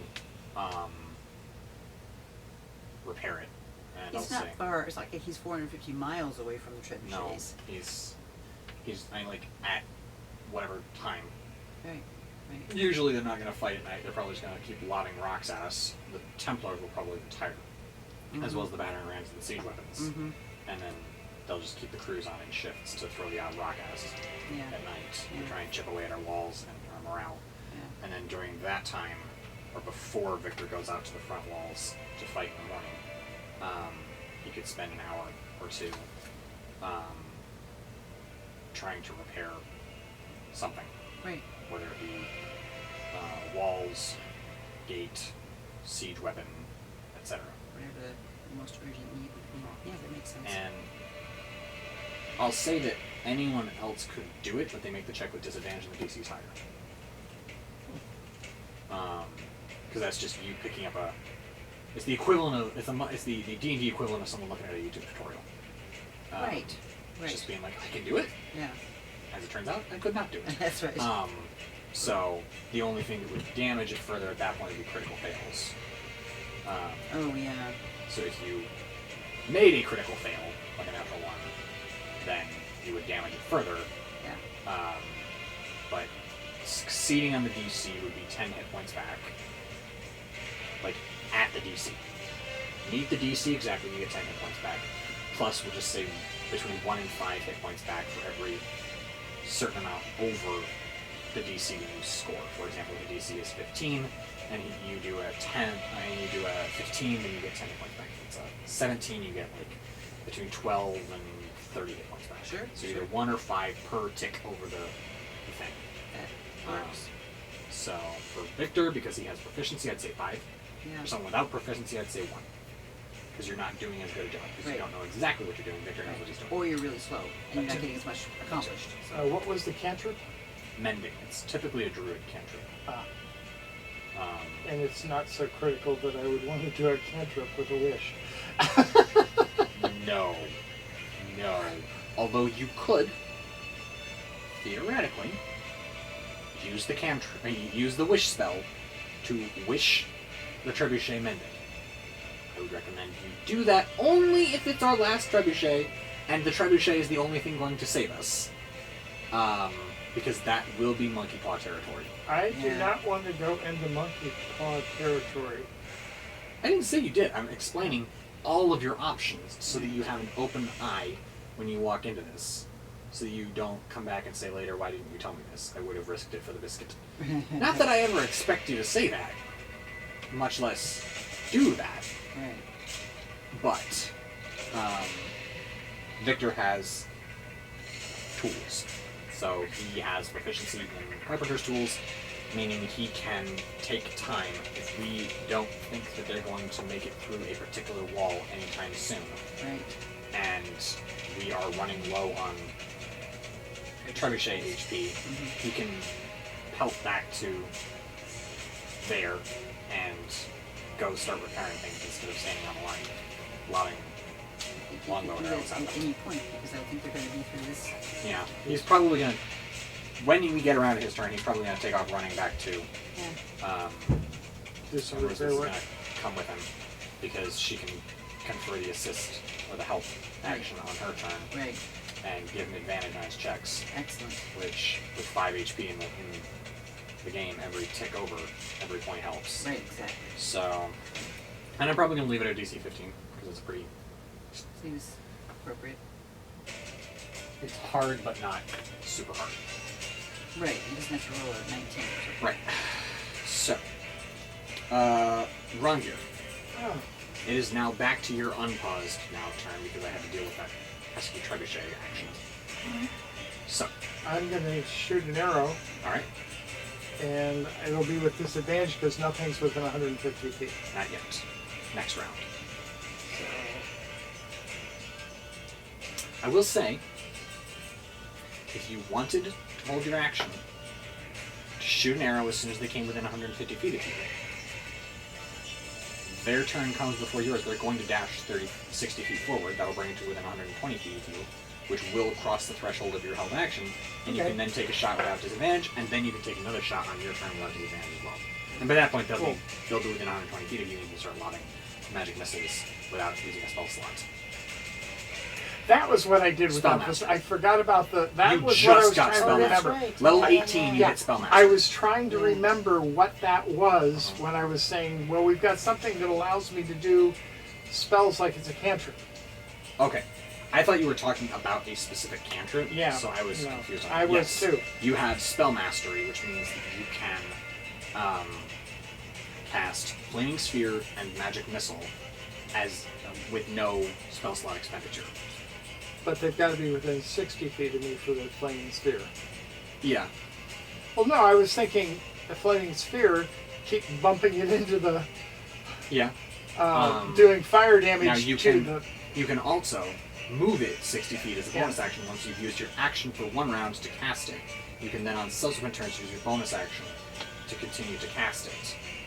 To continue to move it. What kind of damage is that going to do to a Siege of Leilon? trebuchet or whatever? Yeah. Do we know how that? Well, I don't. This is where it gets tricky, because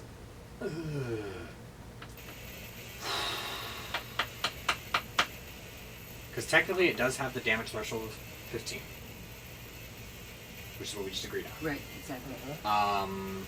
You can't get that with 2d6. True.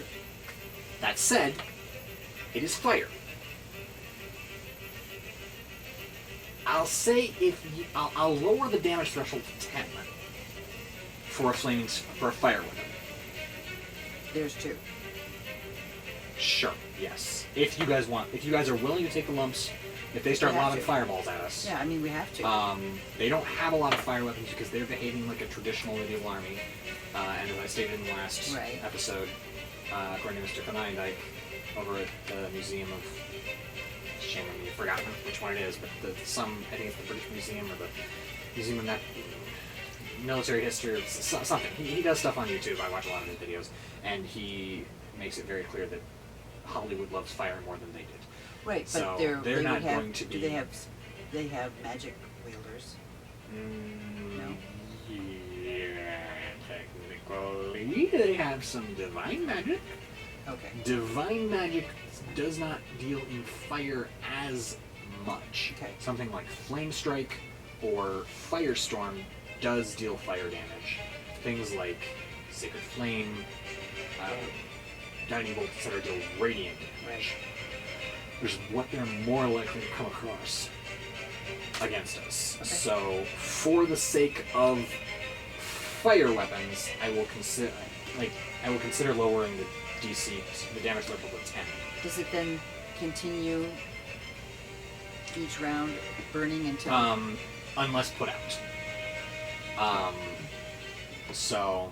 Can they put out the spear? They can't put out my flaming sphere. Not necessarily, but they can Burning put out the the wood that trebuchet. you were... No, I'm just burning. saying I can keep... You just keep hitting it and they banging keep trying to into turn it off. And they can't move as fast as I can. They don't have to move as fast, they just have to put it out every time and No, take but- damage, yeah. potentially. If you roll a 9 or lower, then it's no damage. If you roll a 10, 11, or 12, then so you have like a 25% chance of getting damage. Then you deal 10, 11, or 12 damage to the thing, and then they put the fire out next round, or they don't, and it keeps burning. Dealing 1d6 the first round, 2d6 the second round, 4d6 the third round. It exponents. Yeah. I'm as the just fire thinking, I'm trying to spreads. think, Yeah. do I want to shoot an arrow or do I want to get a flaming sphere out there? Your call. Well, that's not a, that's no It's not a spell slot. spell. Right. So that's your call, whether you want a flaming spear and burn some shins on the way by as you try to get to the siege equipment, which will take time. I don't know if you can reach the trebuchets yet, because they're a comfy 500 feet behind the battle line at this point, behind the ditch, away from the ditch at this point, which would be almost your entire movement, because it's only 10 rounds that you've got that thing running for, and you can only move it a maximum of 60 feet per round. I forgot about You could that. potentially get to the ballistae,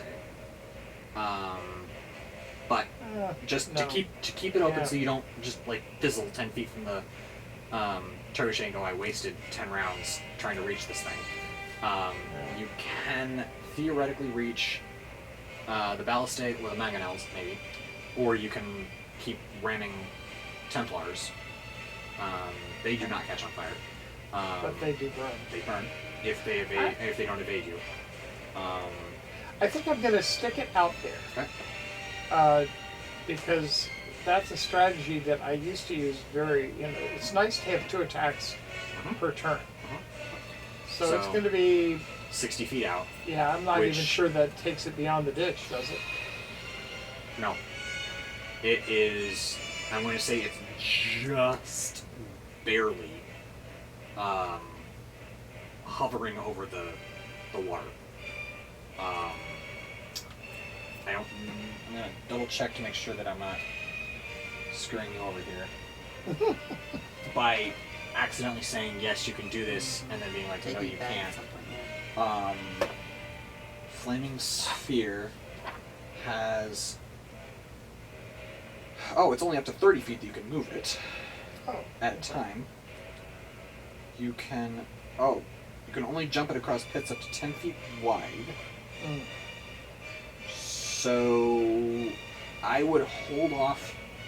Either come off the inner wall, come out to the front wall, then you can cast it out on the grass. Or... wait. I think I will wait on that because it really will become useful when they start coming out of the ditch. The other thing that I would say that you can use Flaming Sphere for is if and when the outer palisade falls, To use what was the list? Flaming Sphere, Oh, okay. is if and when the outer palisade falls, you can start trying to ignite the palisade logs to light them on fire so that they aren't able to use them. I don't know that that'd be usable. I'd have to work out the stuff later, but it's a potential thing to keep in your back pocket as a thought that you might be able to use the flaming sphere to kind of like use it like a torch to light the palisades on fire if they fall. And what level is my... I have flaming sphere and magic missiles, right? Yes. Is that a level 1 magic missile? Yes. Okay. You can only cast as a level 2 flaming sphere or a level 1 That's cool. magic missile. Yeah, okay, so I'm going to hold the bow. Okay. I will say, it's not something you have to do, but just so you know, they will be within 120 feet by the end of their next turn. Yeah. So if you want to hold magic missiles, you don't sacrifice a spell slot, and you don't have to roll.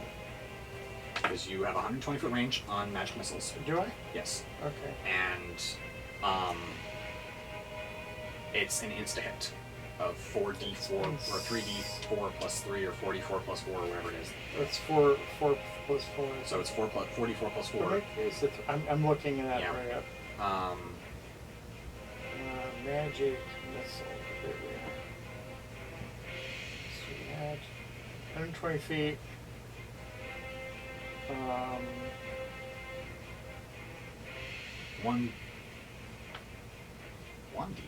1d4. Oops. What's a 1d4? 1d4 plus 1 is a baseline magic missile. Wait a No, minute. it's a No, 3d4 plus no. 3. It's 3. It's 3d4 plus 3. It's baseline. It adds 1 Oh. extra. Right. 3 glowing darts. That makes sense. Okay, yeah, so 3d4 plus 3. And yeah. So, Okay. So I can hold regardless. so it's a question of, do you want to do 3d4 plus 3? Or I will do that 1d8 because plus they 1? inflict they inflict more damage. Yes. Because 2 magic missiles equals 1 arrow. And more because you have the baseline 8 damage from a magic missile versus 1 baseline damage from No, I have your dex. I have to get at least 1, don't I? Well, you have a plus 1 dex bonus. So Yeah. that's a minimum of 1. It's a minimum of 2 damage if we're being pedantic. But a magic missile is a minimum of 7.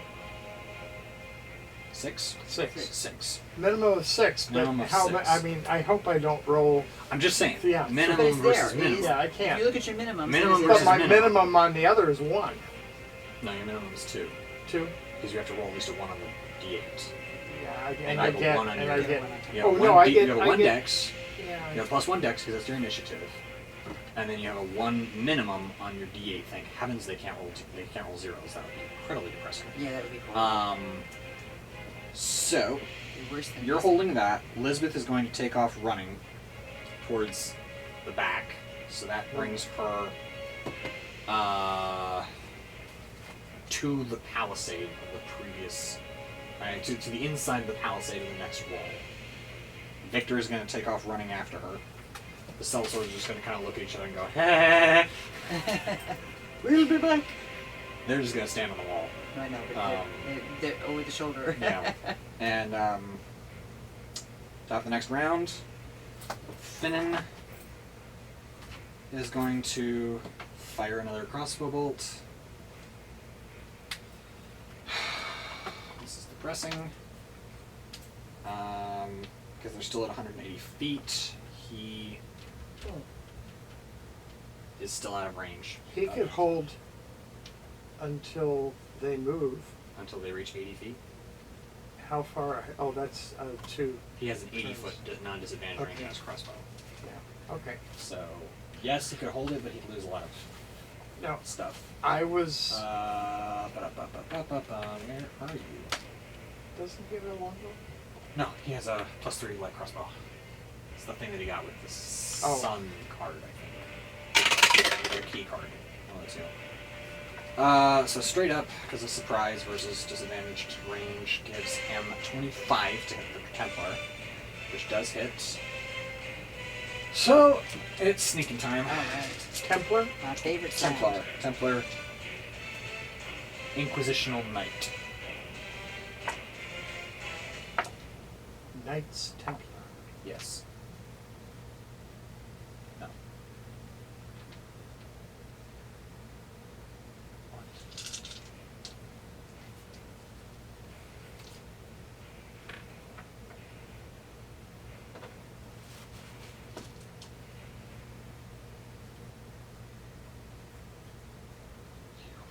Way too low.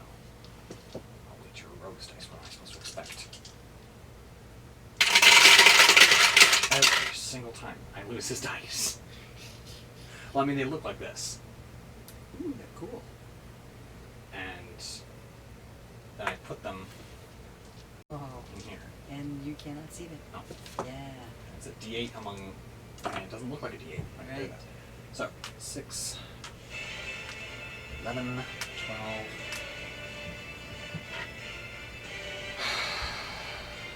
17, 19, 26,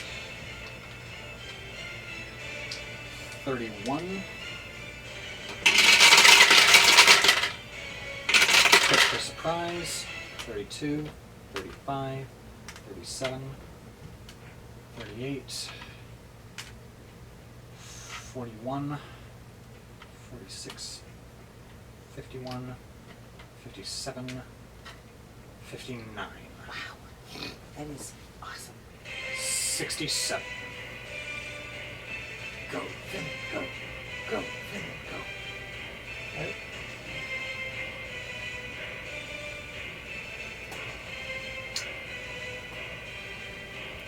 That's a dead Templar. Yay! We got one dead. Yes. Hey, that's encouraging. It's very encouraging.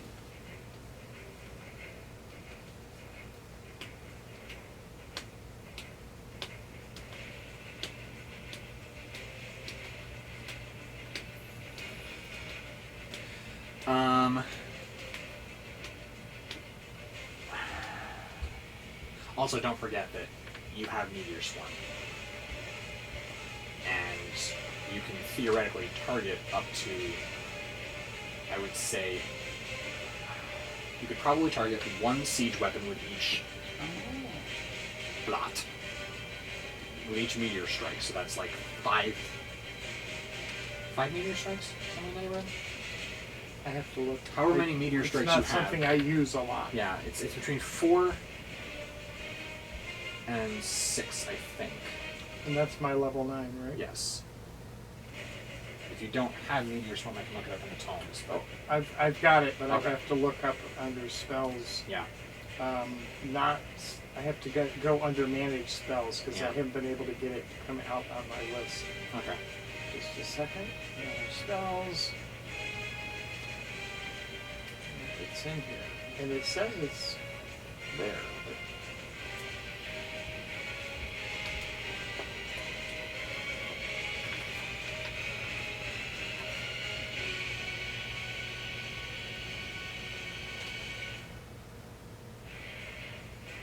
Four.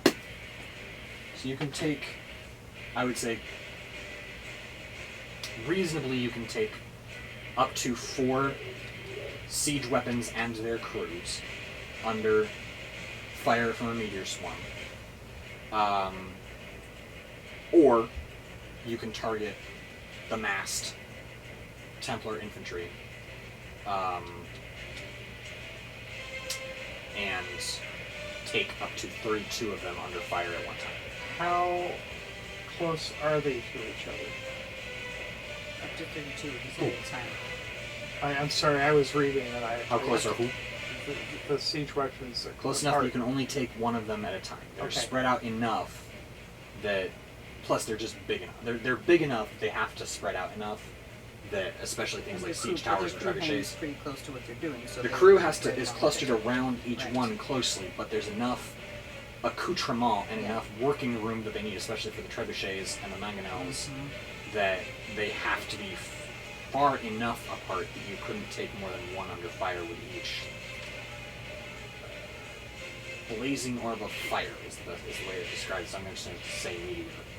So each meteor of the 4 that you can drop out of heaven is going to hit one either siege tower, battering ram, trebuchet, mangonel, or ballista, or up to 32 massed Templar infantry.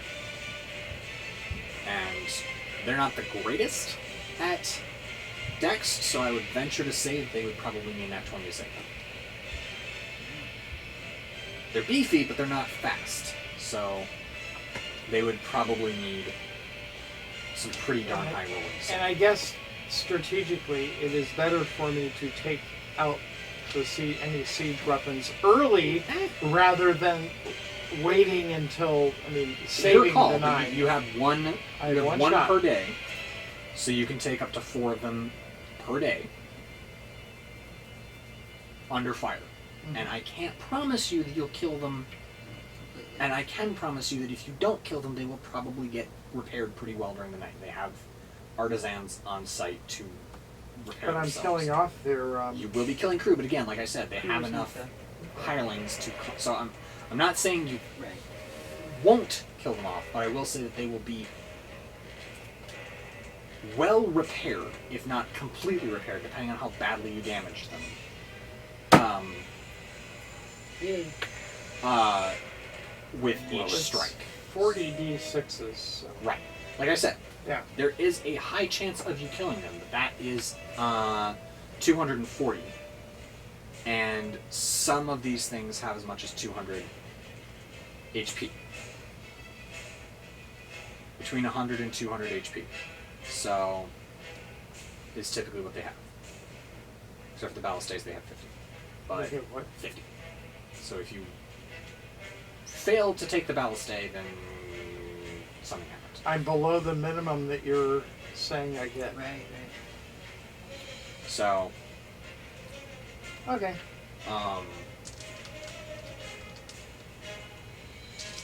just reminding you, because I have my blind spot, which is mounted combat.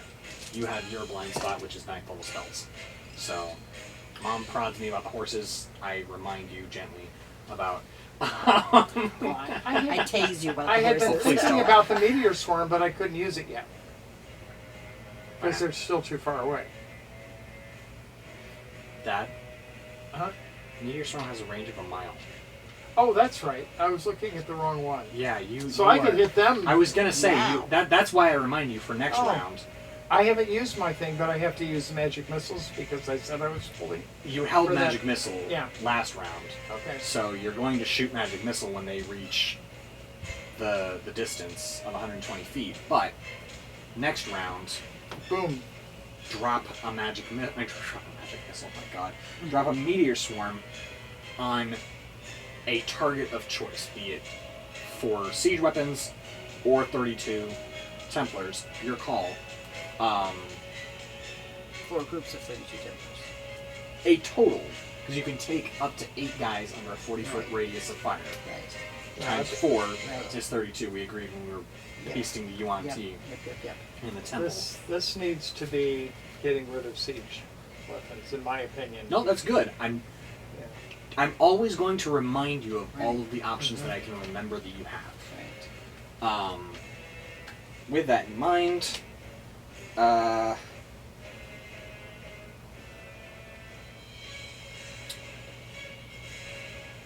I'm gonna say that the Holy Trinity is gonna go try and fix trebuchets.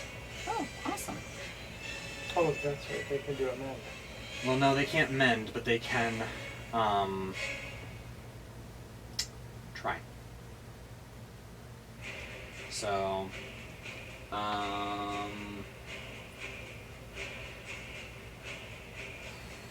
DC 15, skill check.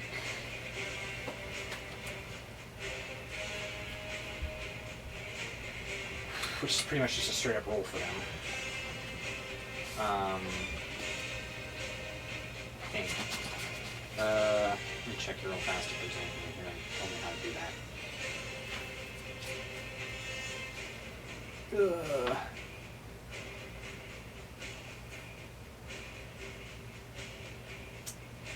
That doesn't do me good.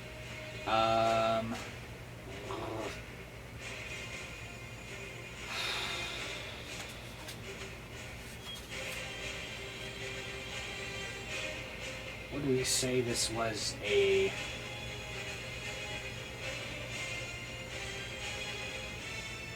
straight wisdom, or just a straight up proficiency check? I thought it was just straight up proficiency. Because Alright, YouTube so we'll watching. run it with that.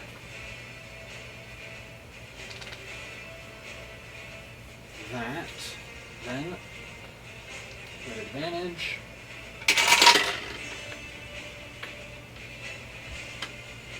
Oh bother. They failed. Oh, bother. But they did not. They didn't have anything else they could do. Yeah. Forden is going to take another shot with his useless crossbow. Hit. Disadvantage.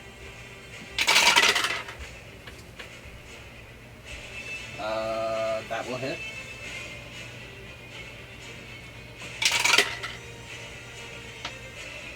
For 10 points of damage. Alright. Awesome. That's the. No, useless. He got 10 more than he's gotten total for the rest of the encounters. Useless. I hear Victor talking. I do. Yes. Which is perfectly okay. Unabashedly. Perfectly understood. Temple staff are going to hold fire until they're closer. Edra, you're up with Leilon on deck. Okay, so I'm looking at this 5th level spell that I've never used before. Telekinesis Transmutation. Okay. I can lift something up to 30 feet in the air. What's the range?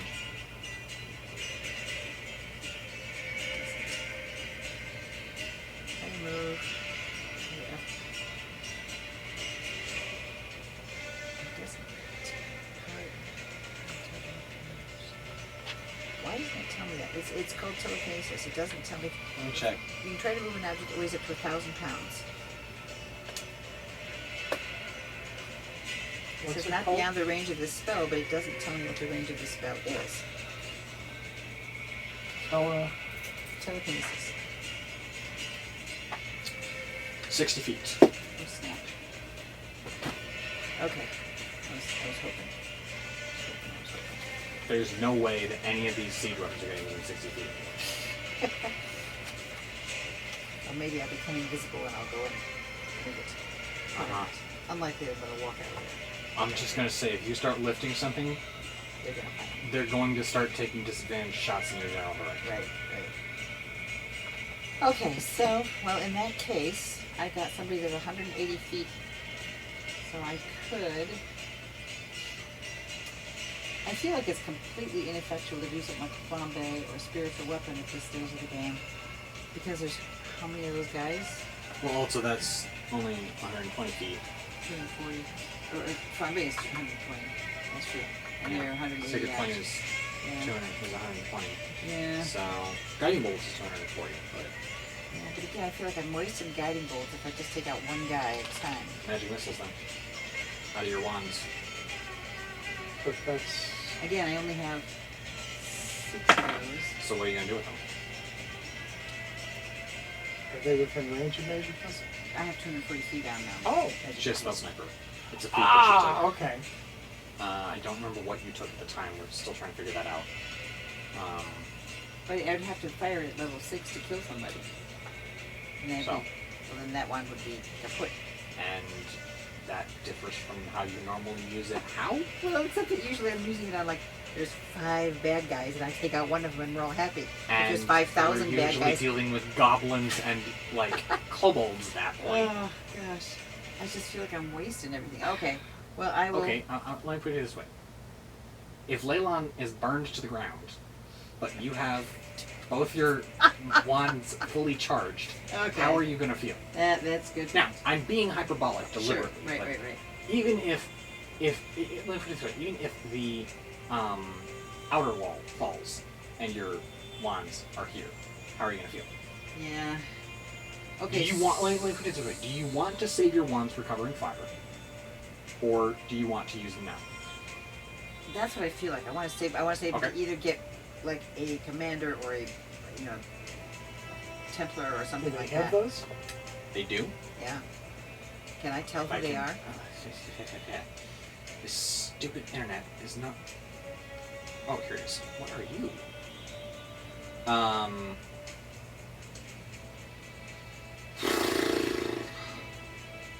Make a perception check. You can do it with advantage because I'm not going to roll. We've done that in the past, I thought. Well, she's the one who's looking. So Yeah. something, right? 19. Did I get a plus? Yeah, I can tell? yeah, hang on. Yay.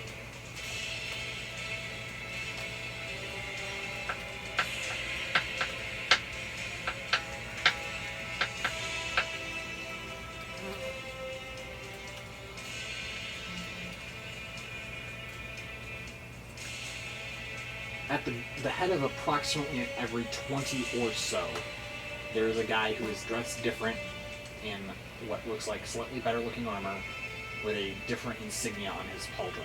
Cool. I'm aiming at one of them. Give me 1 second here.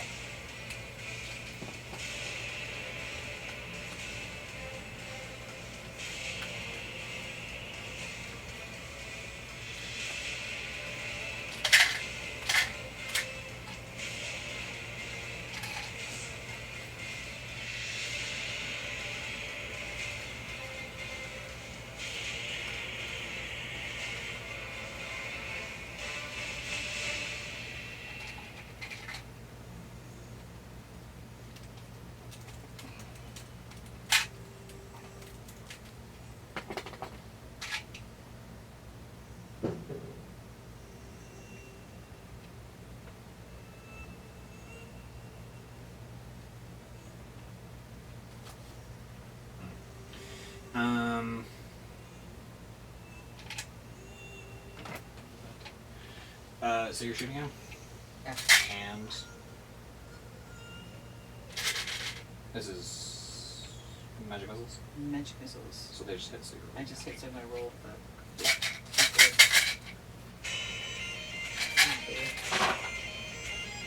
Shoot.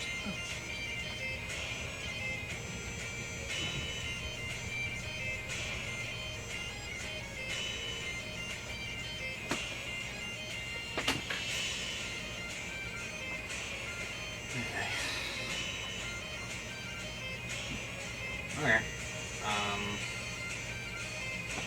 28 points. Okay.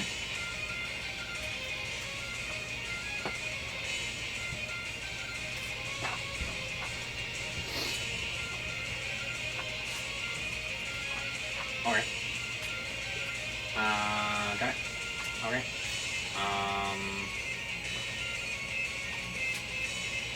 Right.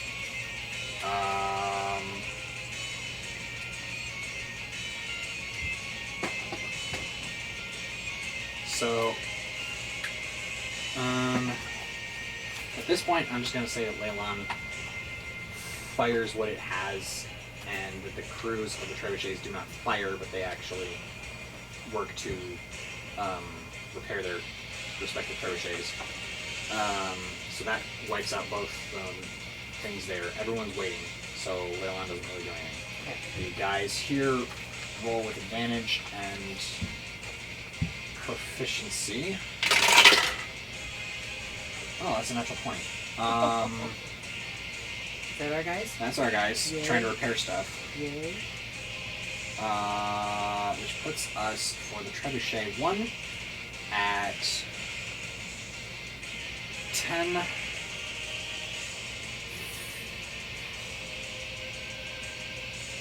15, 20, 25, 30. 30 repair? 30 repair. Out of Brings 32. Brings it to almost. No, brings back 2 full. For the first one. Sweet, sweet, sweet.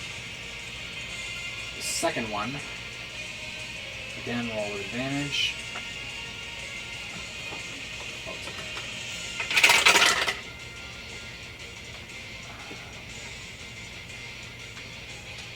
A 6. No, that's a.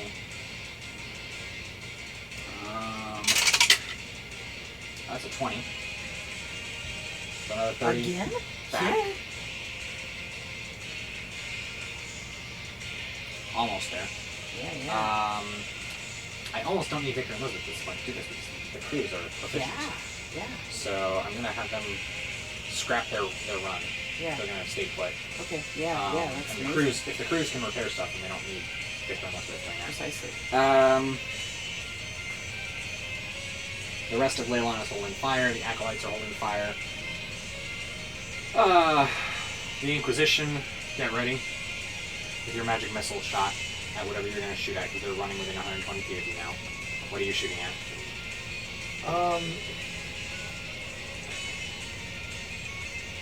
She raises a point that how critical are the leaders of the troops? You don't know. Is it like the U.S. where you've got a line of command that keeps going, or is it like the Russians in Afghanistan where they just, if you did it at the right time, the troops just sat there and didn't do anything?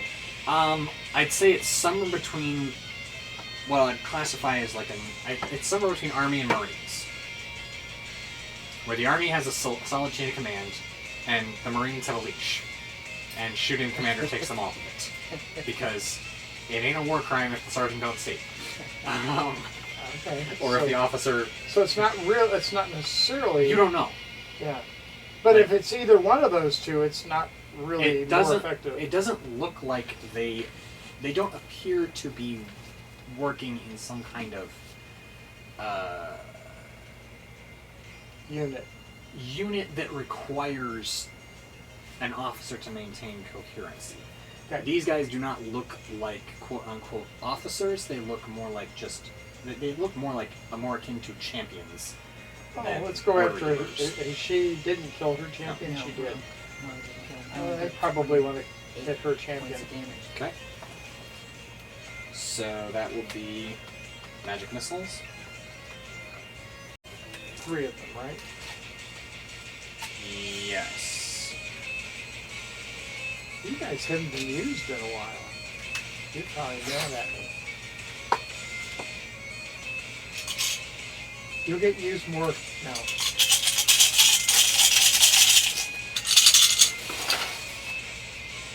Okay. Let's pick the ones that have the least 3, 7. Wow. 11 plus 3 is 14. Nice. I rolled 2 4s and a 3. Oh, I rolled so many 2s and 1s it was painful.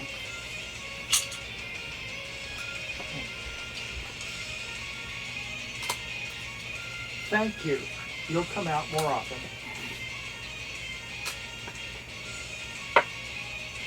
So,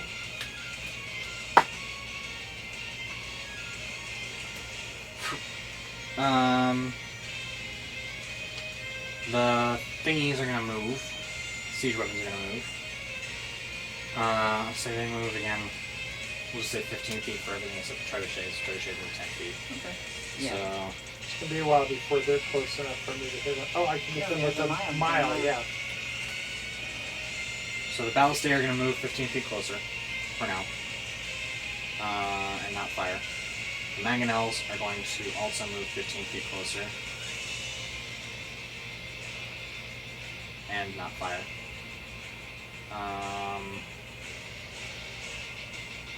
Trebuchet is going to move 10 feet closer and not fire.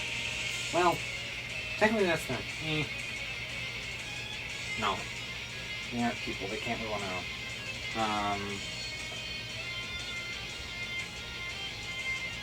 Well, if they were attached to beasts of burden, say it moves enough to move at full animal speed. We'll leave it alone for now, but we'll revisit this later. Are you close enough to the trebuchet that when the meteor storm hits the animals would also be hurt? Yeah, if they were using animals.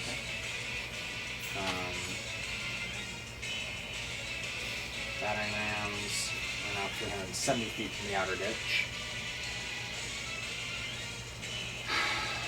Wish they could just all die before they got there. But, you know, whatever.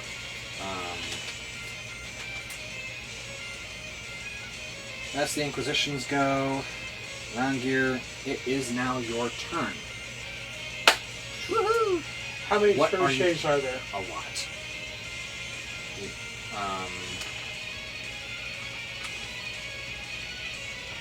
There's somewhere in the neighborhood of 15 or so. So I can only take out 4. I'll go for 4 of them. I'll say that as an object, they automatically fail the dex save. That makes sense because They can't move. dodge. Right. And the crew are not going to be able to dodge away fast enough. And the animals are attached. I don't know if they have animals yet, but we'll Okay. just count them among the crew losses if it happens. Okay, so I've got to roll this 4 times. To get to 20, I've got 10, and I've got 2 20s. Yeah.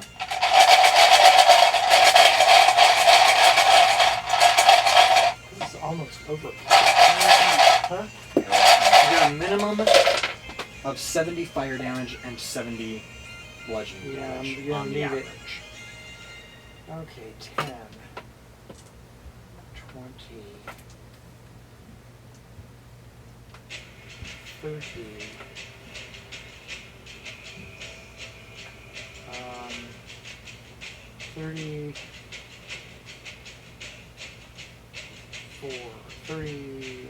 39. So 39 for the first half of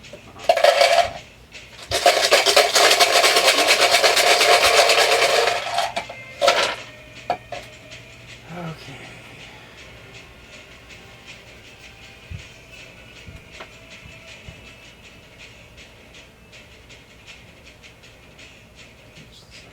I've got 39 is what I said. 49.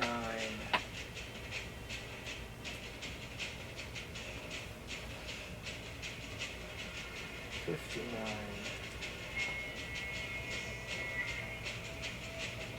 69. 74. 77. Okay. So that's 77 points of fire damage.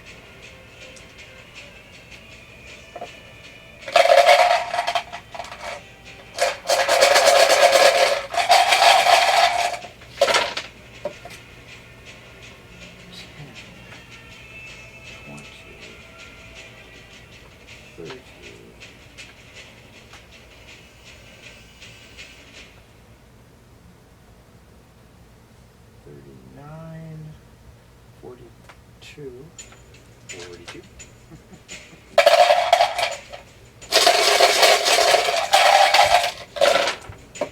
Ooh.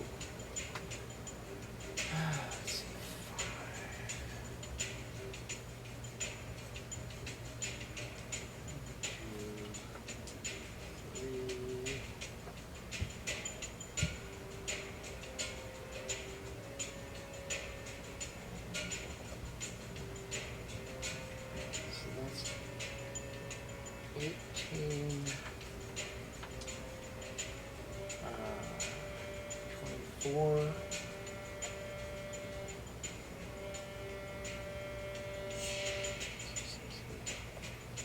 4, 28,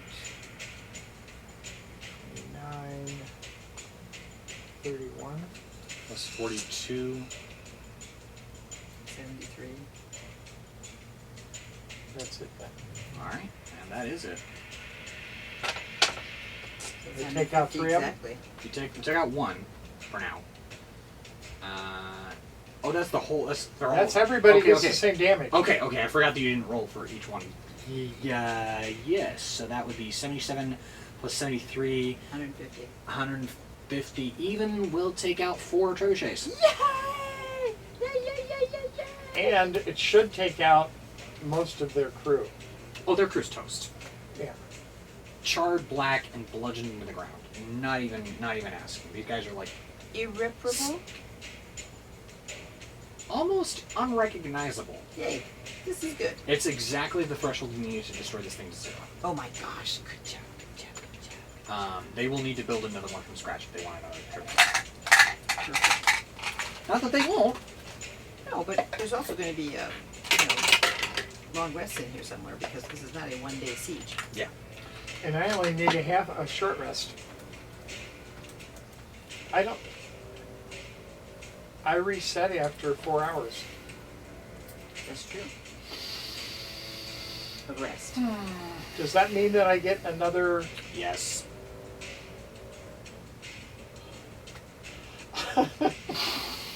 Oh, all those trebuchets and everything you built.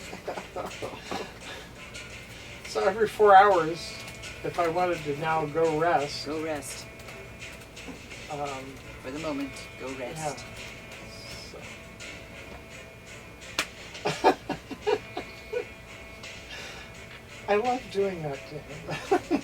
Oh. You wonder why I threw these horrible abominations at you. Alright. Elizabeth and Victor are both going to kind of hold fire until they get closer. Victor is going to fire though. Elizabeth is out of range of anything right now, but Victor is going to quickly shoot off a trio of Yuan T arrows Oh. at your Grand Templar you've been Good. sighting at. Thank you. One at a time so that if he dies before he can shift. And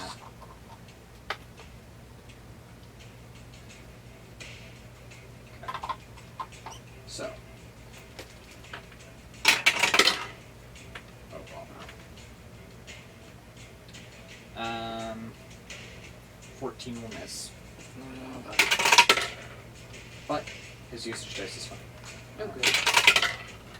Yeah, he's fine. A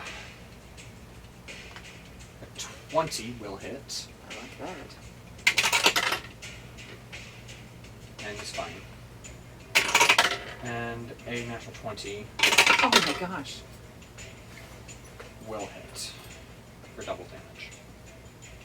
So that's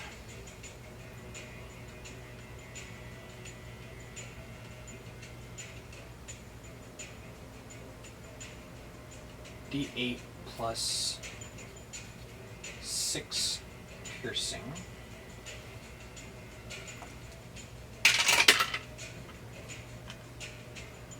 So that's 8 piercing plus 2d6 poison. Ooh, beautiful poison color. Yes, that's what I Look think at about. that. So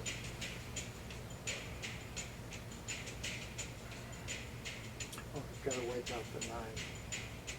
that's 11 plus 11 is 22 points of damage. Which our little friend over here is unfortunately resistant due to this little shenanigans that he cast on himself at the start of the round. But 11 halves down to 5. And he does not have anything to save him from the poison damage. And the second one is 8 halved down to 4, and another 11 poison damage. All right. It's not looking as good as it was before. Okay. And that's where we're going to end tonight's session. Everyone, I appreciate you coming along. Sorry this session ran a little long. We're running siege weapons now, and it's new mechanics and just a lot of them. If you'd like to support the channel, the best way to do that for now financially is to, if you'd like to buy me a coffee, the link is in the description. We are going to be trying to get the Printify Shop Nightwalker Bazaar back online. I will include the link if that's back online. If you'd like to support the channel growth on YouTube, then you can leave a like, drop a comment on what you liked, didn't like, whether you've seen any of Mr. Kanai's videos on YouTube. Go check those out. I don't have a link for those because this isn't a sponsored thing, but you know. And subscribe if you haven't done that already. Turn on post notifications so you don't miss out on any of our videos. That's the real subscription button right there. Share it on social media so everyone else can see what you're doing. Tell your friends about it. And as always, stay hydrated. Wow. Stay hydrated, stay adventurous, and we'll catch you on the flip side.